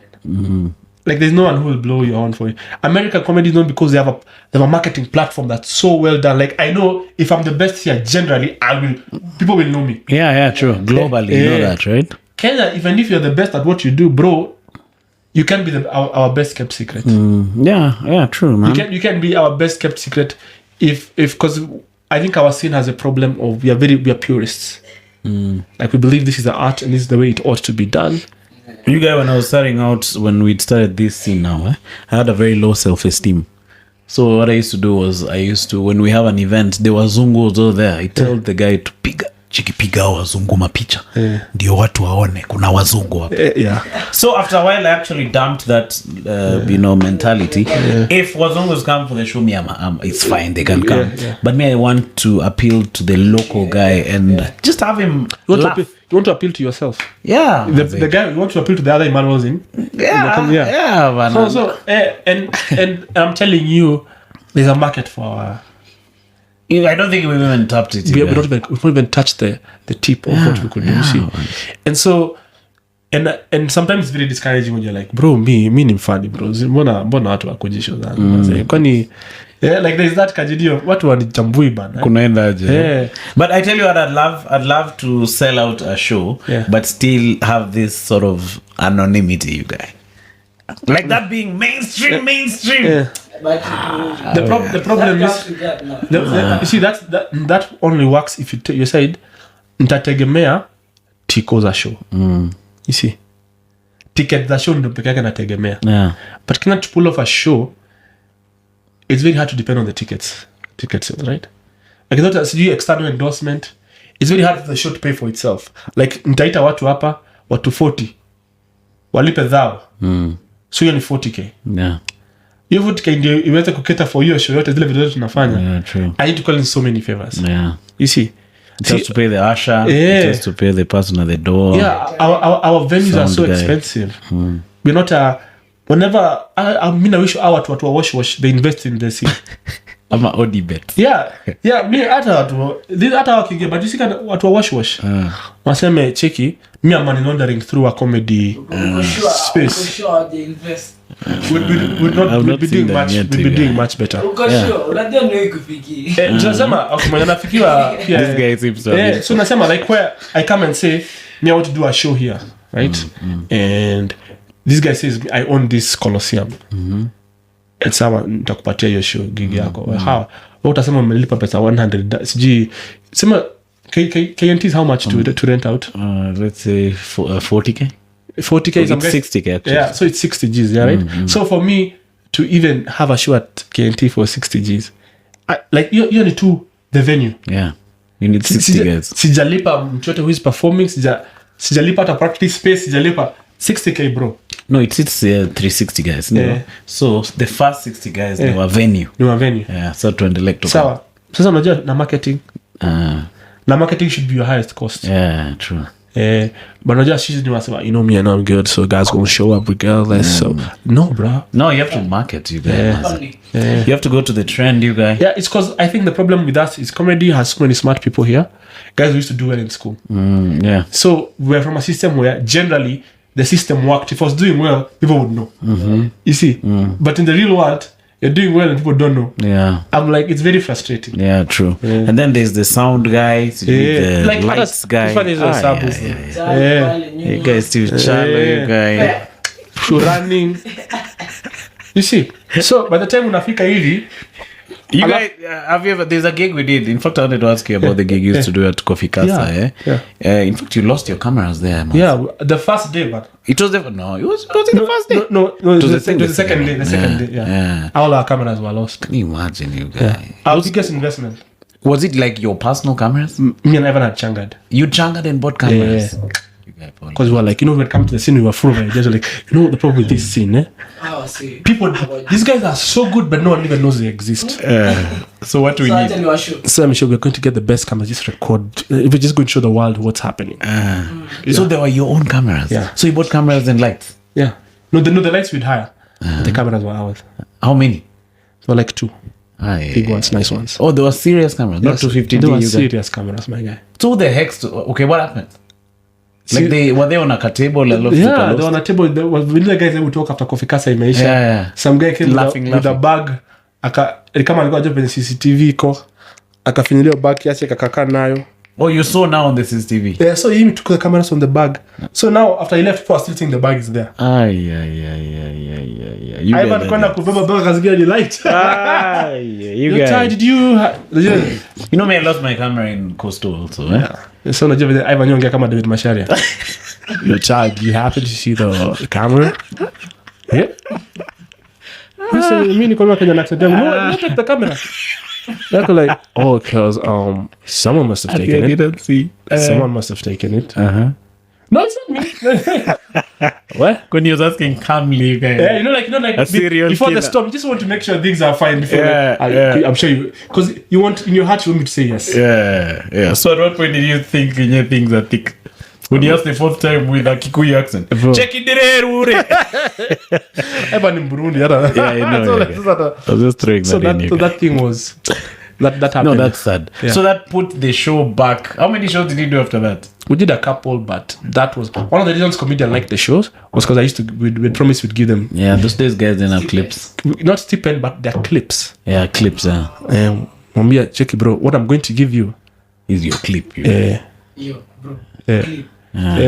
So I'm going to record you in HD on 2 angles and the audience. And I'm going to give you your clip. And guys used to check. That room was a dope room. Yeah, it was a dope room. It was new. It was a new audience. Yeah, and then it's in Parklands. No one used to have a room on that side of the city, you guys. So, I remember I killed heavily over there with Tamusana. And then the venue looked, those lights, the way they... Yeah. So when the video would come out, it looked like you were in some New York place. You guys, there's another gig I went for. Then some white chick was saying, there's the guy for Tamusana. Checking me pretending I've not heard. So how do you feel when you become synonymous with a joke and you feel you had to offload it? No, it feels weird because all the time you do it again, you feel like you're sinking in a hole. Yeah, I'm getting that feeling because of late I've been struggling a lot with my writing. And when I perform, I feel like I'm performing old stuff. And so I don't commit. Yeah. You feel like people are thinking about how stupid you are by repeating. Yeah. Check in the you 10 and Natamu Sada.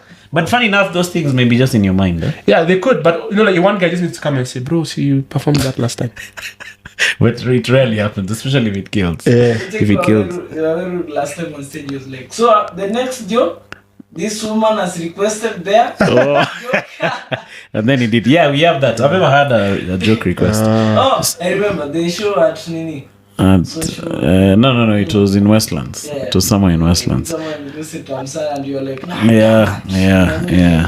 So you guys, there's a gig we did because we're talking about how expensive it is to do gigs. There's a gig I did with Doug. at a place called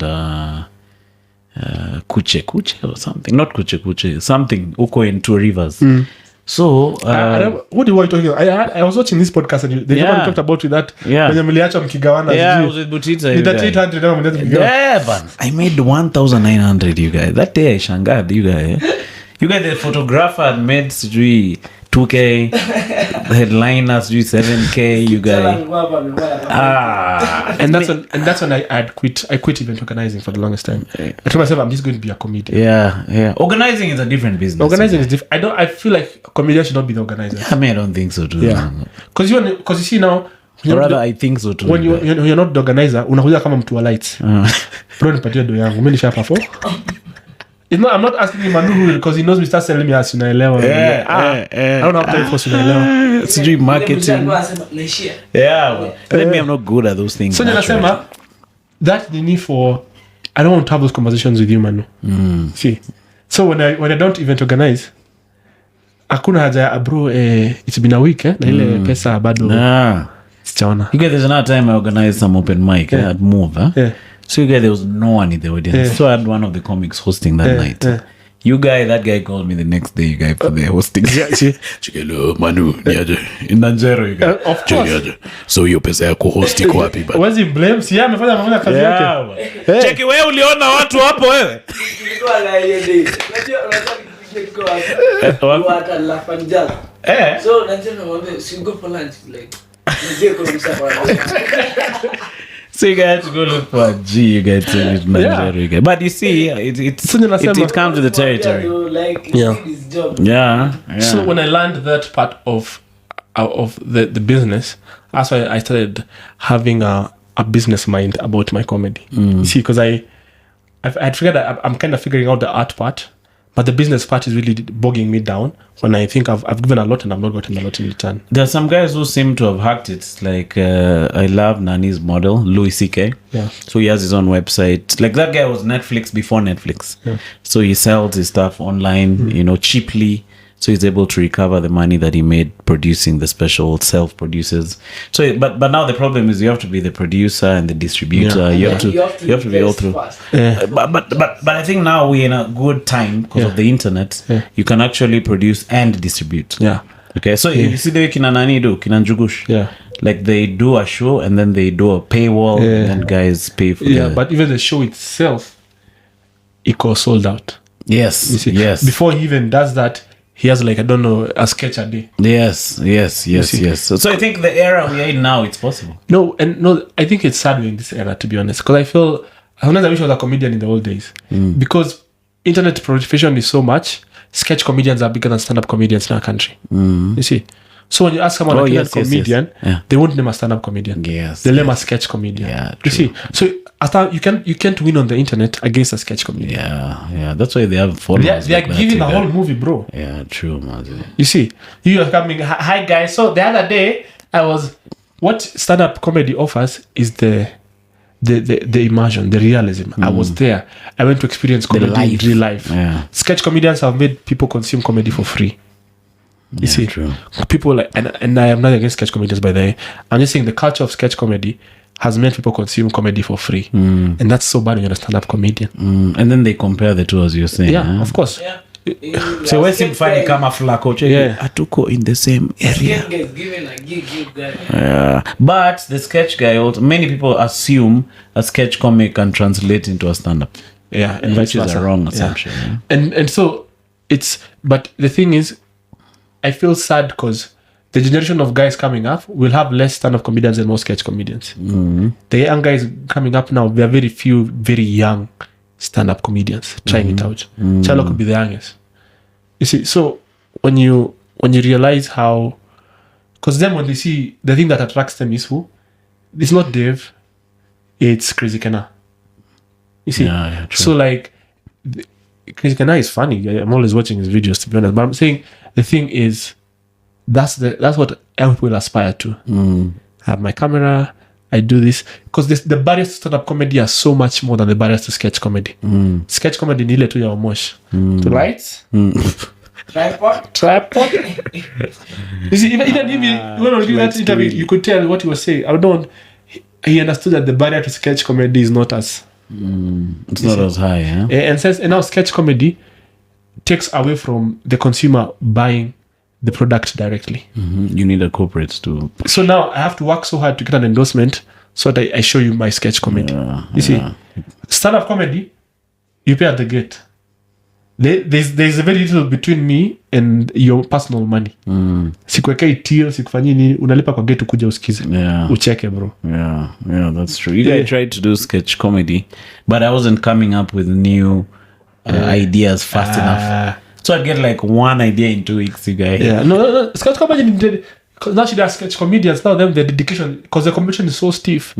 They have them. They can shoot, like today they'll shoot all videos for the week. So they're just uploading. So then they also have a schedule of this is how I need to but coming up with super funny stuff daily is not easy. But that's the beauty of them. They have numbers. This one won't be too funny, but then it's really funny. Who's your favorite Kenyan sketch comedian? They oscillate. I like Crazy Kena for consistency. There's a babe I like called Hope Hajir, and yeah, let's say those two. I like Esther Kazungu as well. Yeah, so like I feel like everyone offers a different thing. You see? Yeah, true. Yeah, like when Esther does her dubbing parliament videos, that's a niche she found and it works for her. You see, and TikTok has such a lot of sketch comedians. Yeah, true. Because it just put a camera on your face, it edits for you, inakuwekea background. Funny things, there's a dub you can do, you can act out something. Yeah. And they're like, kwanza vernacular comedians are just killing it as sketch comedians. So now you realize that our jungle, I can't be beefing a stand-up comedian right now. Bro, we are on the same team. Like, do you know, we are being killed out there, man. The sketch comedians are killing us out here, man. And you're trying to fight with me, bro. They're finishing us. So we are being tunamalizwa huku nje. Malisa yeye. You know that meme from Malisa yeye. Wasanii wanatumaliza, bro. Wasanii wanaenda tour, wewe tuko hapa. Tuko hapo anisumbua siku kupatia 5 minutes. Bro, we wanted a bigger picture.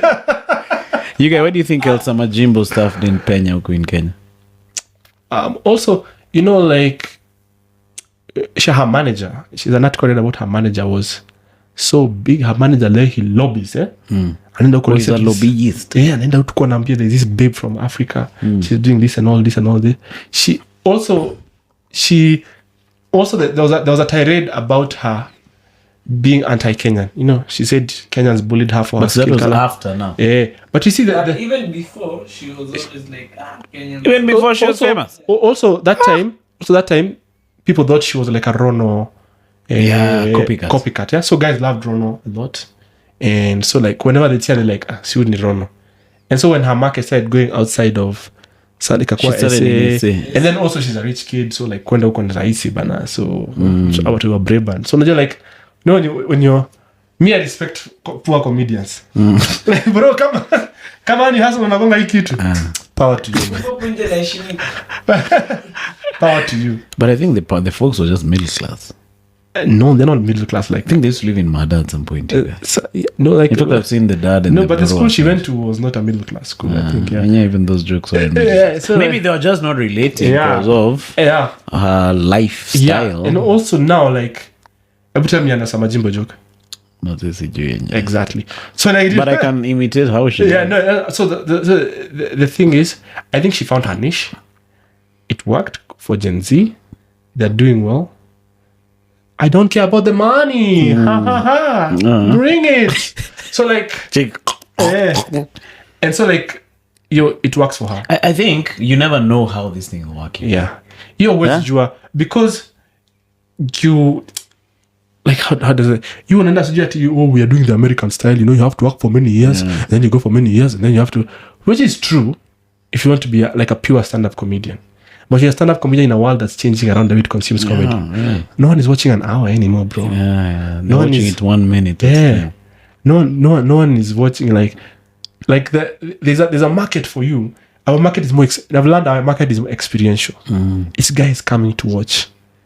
You see, online clip kamoja mbili sawa, lakini like you need to to be in a space. Kenyan, we are what do you call it? The price of pioneership. That's what we are paying. Oh, There's some other guys who really enjoy this thing, you guys.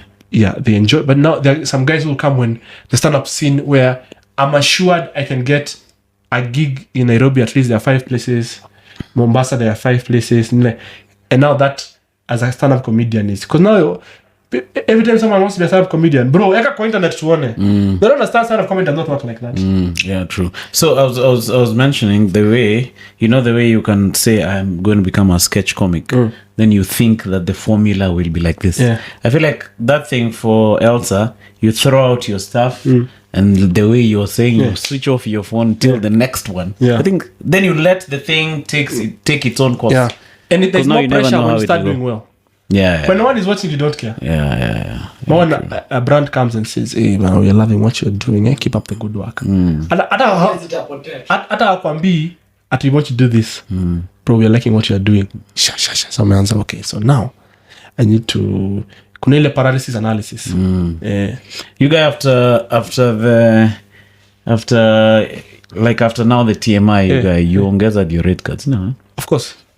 Ulikuwa unatandika watu na bei moja serious. Me wajeni sema ni biashara bro. Do guys get to you directly ama through manager? They can contact me, I give them my manager's number, I give my manager and they start how come comedians are so poor at negotiating for themselves, you guys? You can take the worst deal on the earth, you guys. Because one, we're desperate. And then 2, we love the art. 2, these guys say we're desperate. Yeah, stone face, you guys. Yeah, 2 is we're desperate for it to work, right? Yes. And for you to get that check. Yeah, you know. Check the 120. Utachukua 120. Haya, okay, sawa, chukua 80. Haya, fanya hivi, chukua 45. Bro. Haya, uko na 10. Nikuje. Yeah, so like 2, it's the thing for we also think at ourselves as upcoming and things like that, you see.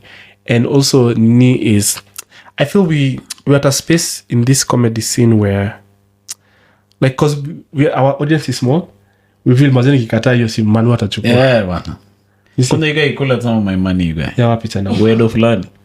Wedo gani? Kuna wengine niliacha say finje umsa akachukua 15, you guys. Wedo gani hiyo? Ilikuwa it wasn't even a wedo, it was an after party. Wewe basi ulikuwa umekaa kwa game bana. Cheki 50k. Me I didn't know, you know the Kidogo problem. I'm seeing this guy hosting that thing. Cheki haya twende mbele, twende nyuma. That's another thing is comedians have not had the conversation of how much are we charging. Yeah. You see? Yeah. There was that thing when we were at Churchill show. It used to be called Kuchoma Soko. So like the guys who undercharge. Do you know my rate card? No, I don't know. How? And we're in the same scene. I don't know. Exactly. You but see? Sometimes guys just keep it close to the chest. No, privacy. Me, the one thing I tell comedians, I won't hide money conversations. I'll show you my rate card. Takwambia hii ndio mimi itisha hii. Ndio ukijua nini. Bro, hata makomedian wengi hata na rate card. Yeah, true by the way. Comedian mwambie akupatie. Unajua biashara, ambia comedian mtumie invoice. Comedian mgani anajua kutengeneza invoice. Yeah, true man. Many guys don't have a template for an invoice. Check unajua Canva. Enda utafuta. You know for that Canva is easy, but the thing is so if I ask you for an invoice, let me go make with Canva, but you can't tell me, I can't be the one telling you sina hiyo. Yeah. That lack of professionalism. We are treated the way you're like, anyway, because we don't look serious as well. And people will pay you the way you present yourself. So you see, so like, unaenda hapo mazee. Me when I tell guys I'm a manager, wanaanza saa kudunda bro.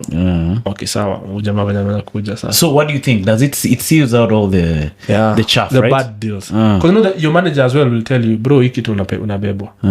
Because it's someone who has a vested interest, yes, but they're not a comedian. Yes. You know me, I just want to perform. I want to be seen. I want to be loved. You see? But now, nakwambia to your time, I know your worth. At what point did you get a manager? Before TMI, I'm after? Before. You'd already set up a manager. Yeah, because I had gone to a place where I realized tunakosana na watu do, and then and I have to go up and make you laugh. Yeah. And I'm seeing the guy not paying me walking across the room.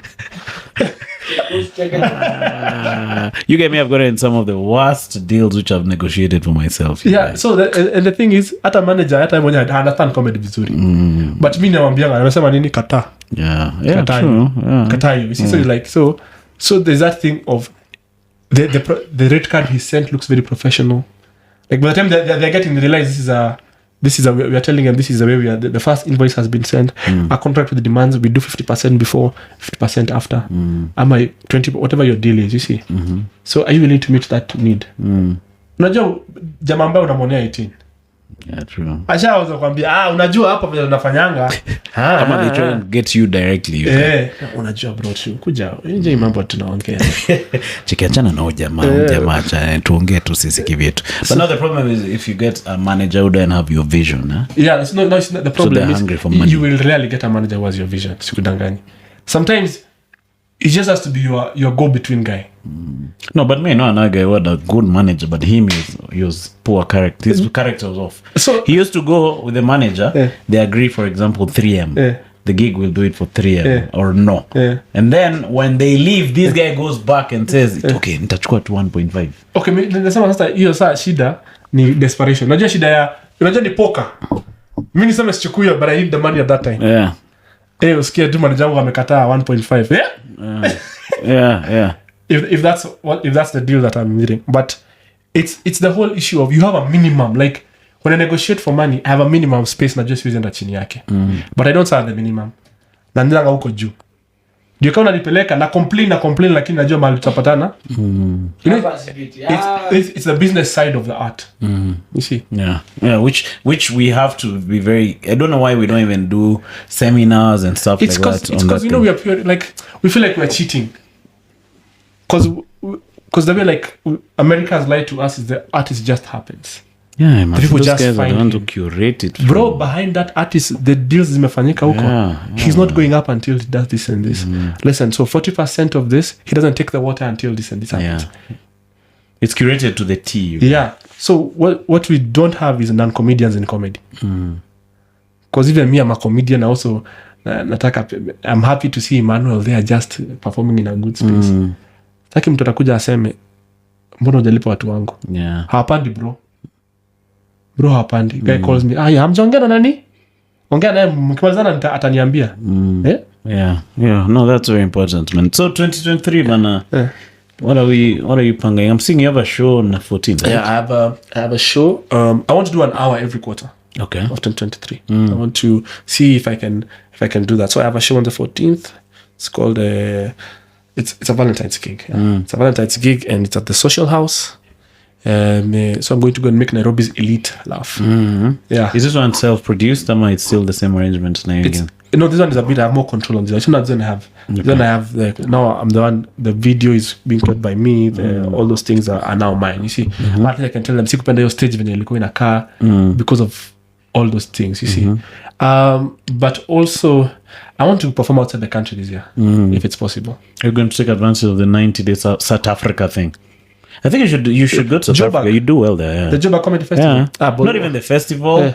The scene. The scene. Yeah. I want to. Because I'm talking with Savannah.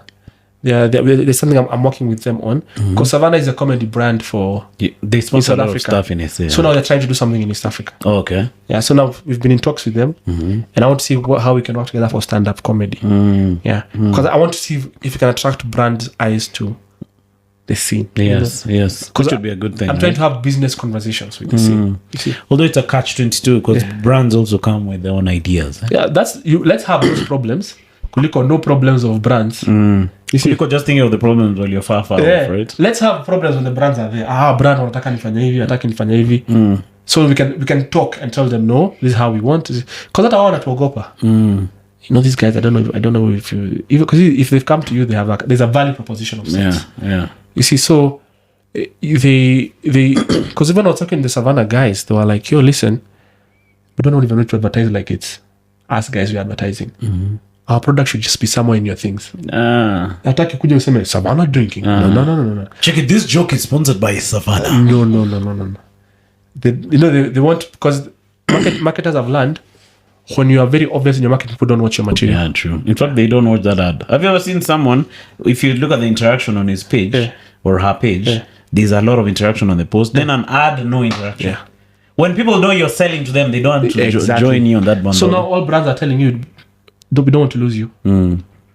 You see? I'm happy they've realized that. Yeah, now they've realized that. So now even with stand-up comedy, I want they'll get to a space. Now, uzuri wa stand-up comedy, they can be overt with their branding because it's experiential. Come for a comedy night. And they see all these brands. That's not a problem. But where it's online and guys are... Now, sketch comedians don't have those problems. For in a car of sana. Yeah, true. Stand-up comedy, if I perform and someone is there, you still listen to the joke. You guys bet Africa, you guys. You have to wear the shirt, you guys. Cheki aya, mimi ni ule jamaa. It's so hard. But you see, if you wear the shirt, but just do your normal jokes, we listen. Yeah, true. But if you come and start saying, unajua kama si bet Africa, hii kitu zinge, we'll be like, bro, this is what you're doing. Man. So what podcast do you listen to, you guys? I know you watch a lot of this podcast, which is good, man. First, thanks. Any comedian who I know on the scene in Kenya, if there's any material they're doing, I'm a consumer. Whether it's a podcast, whether it's anything generally, I don't know. I will. I listen to a podcast called The Daily Stoic. All right. Yeah, it's just I think I follow those guys on Instagram. Man Talk. Yeah, Man Talk. I funny thing is I hadn't watched a lot of Man Talk before I went on there. All right. Yeah. Bashir was saying you're zingiling you and you're What was he saying? It's you. No, he was just saying your feminine side. On the inside your left. Say with your chest. Yeah. Say with your chest. You guys, that day was a funny day. You guys. This guy wrote in the group, "Wewe mnaniongeleaje hapo?" Hapana, mimi nilikuwa nakasirika ananichomea story ya madem. Feminine side sijali. Nasema historia ya madem ndio anaweza kuwa ananichomea market huko hizo. But then you don't date and commit, huh? Are you in the dating scene? How do you balance that out? No, like, no, it's like asking, do you date an account? Like, of course, accountants go. It's like, of course, comedians go. No, it's the thing of, I would prefer not to date a comedian. Yeah. I don't hold myself to that. Then usiku moja upata nime. Yeah, it's not one of those things I want to hold myself to. Yeah, kuna mamito. Then unipata huko tu. Cheki sawa ndio kuna. Ati sawa we. That's how it finished that sentence. Yeah, but in the sense of ni kama your colleague too. This is someone you work with consistently every day. Even your neighbor. Yeah. Me, those are my rules. My neighbor, people live in the same area. Hey, you guys, it's rough. Mimi nataka kumisi mtu kidogo. I want to hear how your day was. I don't want to see it. And then you have the same stories. Yeah, I want to hear from your perspective so that I can take your side. Yeah. You know, but when I saw you were wrong and then you come to tell me. Yeah. Can you imagine Emmanuel came over and told me because I was late I can't perform? Checky, but you are late. Checky, you are agreeing with him. Exactly. You guys, it's normally rough. Yeah, it's wise, I guess. Yeah, but I think I don't think comedians should struggle with the dating scene too much. You know, I always say humor is boobs for guys.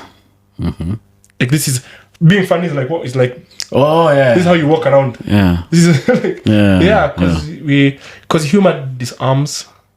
You see. Yeah, and to lead us. It disarms like because girls have that wall. They have. So but there's another guy sliced because of my mad humor. You see, yeah. Because especially you have the ability. Check. Ni tamu sana.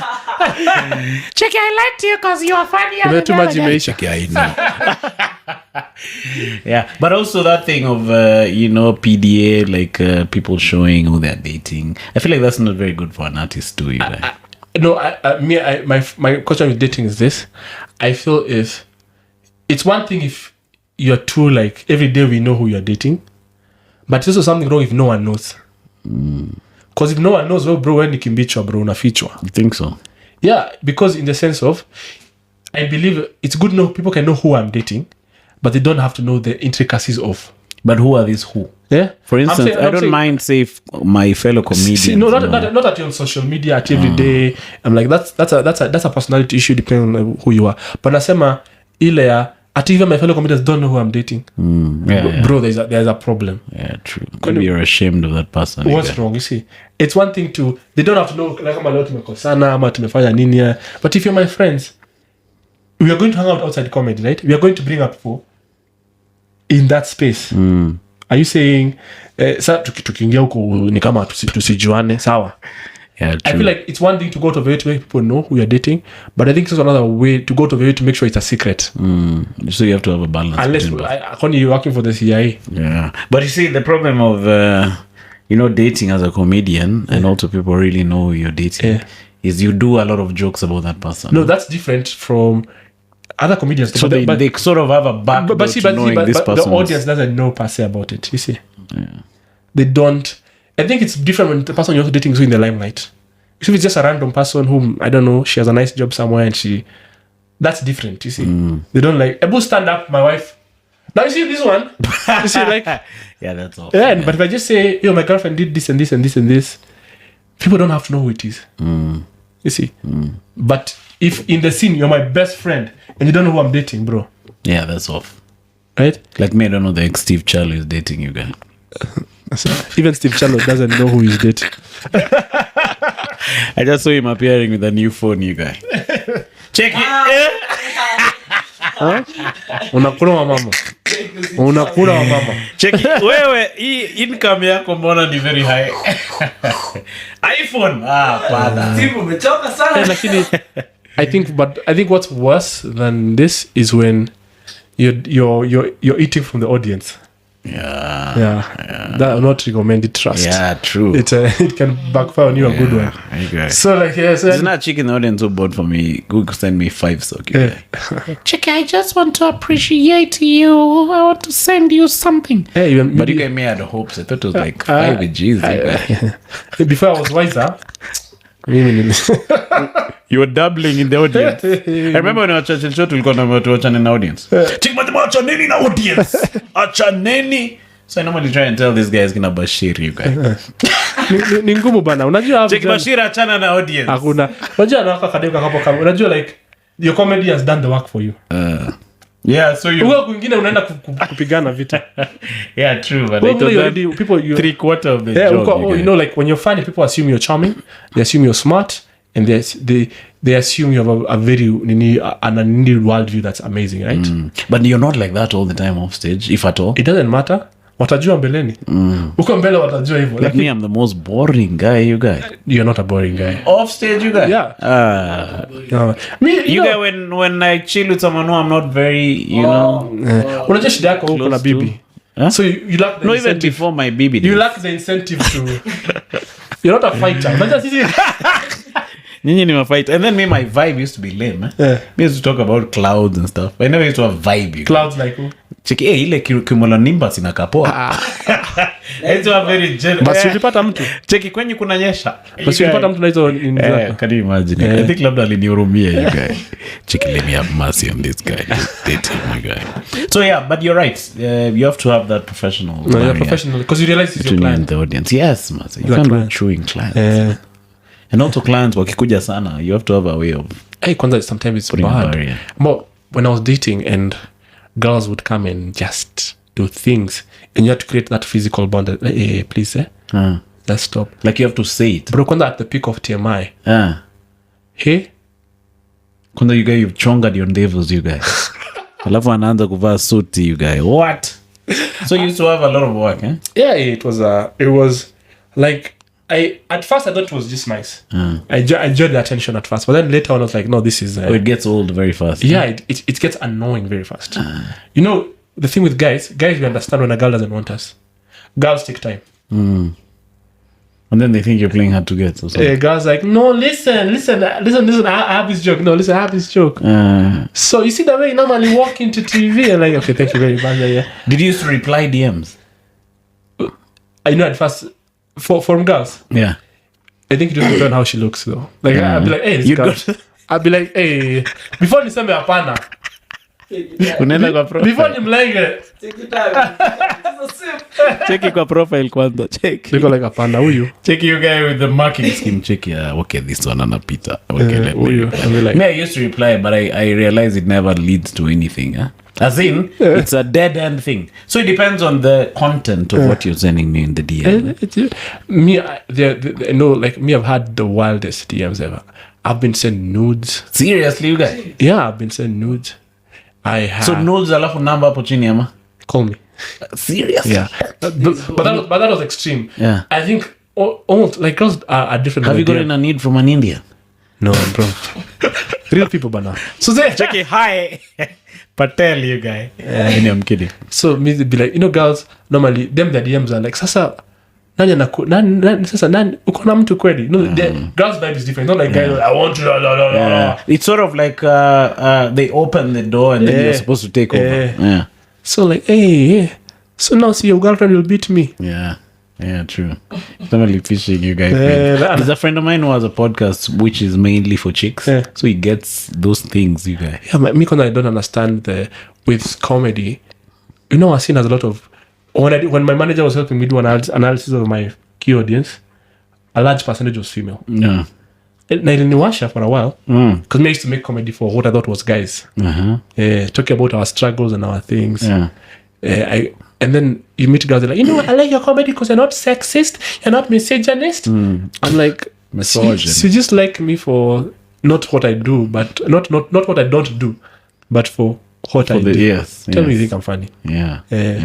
No comedian walks up and like, how can I be misogynistic today? How can I come out some misogyny? But also a big part of it was when I started comedy, I was a very clean comedian. Like I was intentionally a very clean, because I was already, how do I stick out from the rest of the guys? So guys come out of the show, like jonge mambo yako sana. I had jokes about it, but I was like, it was intentional to be just like, let me first put my nini there, to be safe enough for corporate. I have a buddy who's super vile in his stories. Like he tells you, oh man, stories. But now when he comes for gigs, he starts saying that he has guys at you have profanity. Chica, you guys, but there was a lot of. There was another guy over there. That guy was quite profane. Okay, talk show him say you're backstage. So now I'm asking him, you guy, don't you think you're being a hypocrite?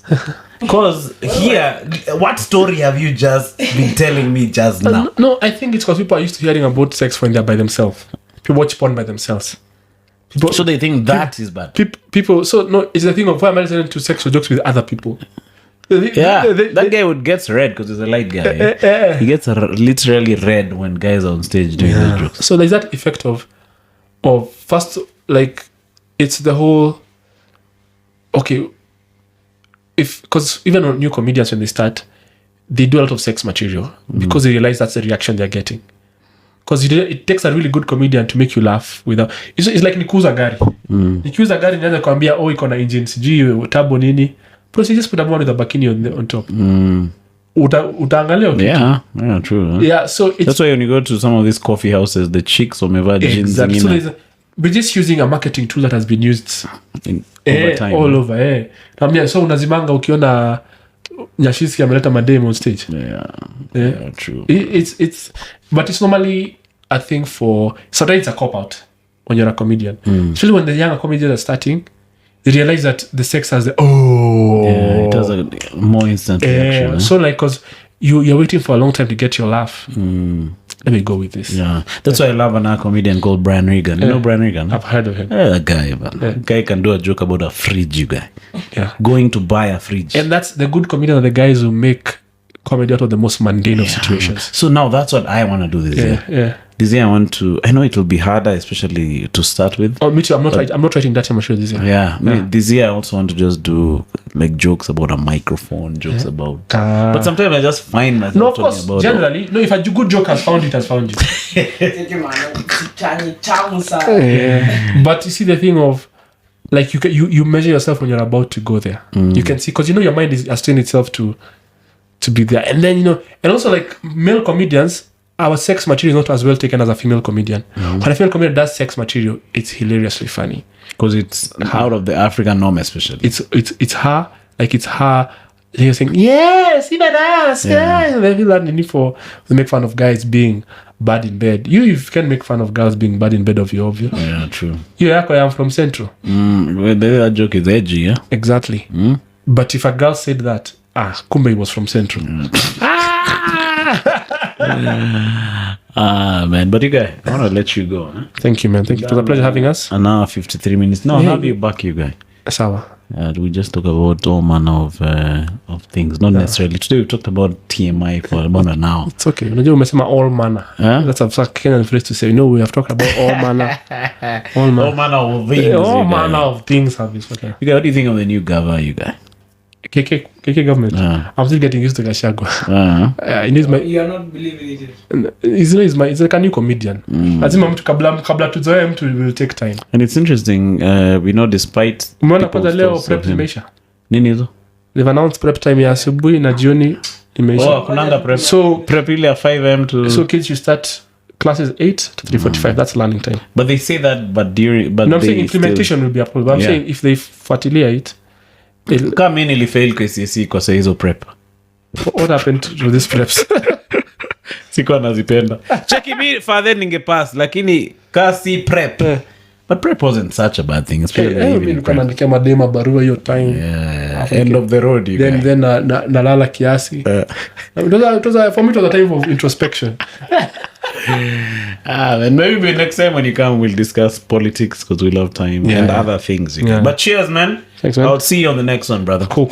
Make sure you catch Ty's show. I think this podcast will be up before then. The 14th at Social House Inca Restaurant. All right. See you guys next time. Steve Charlo. Yeah. Cheers, bro. Cut.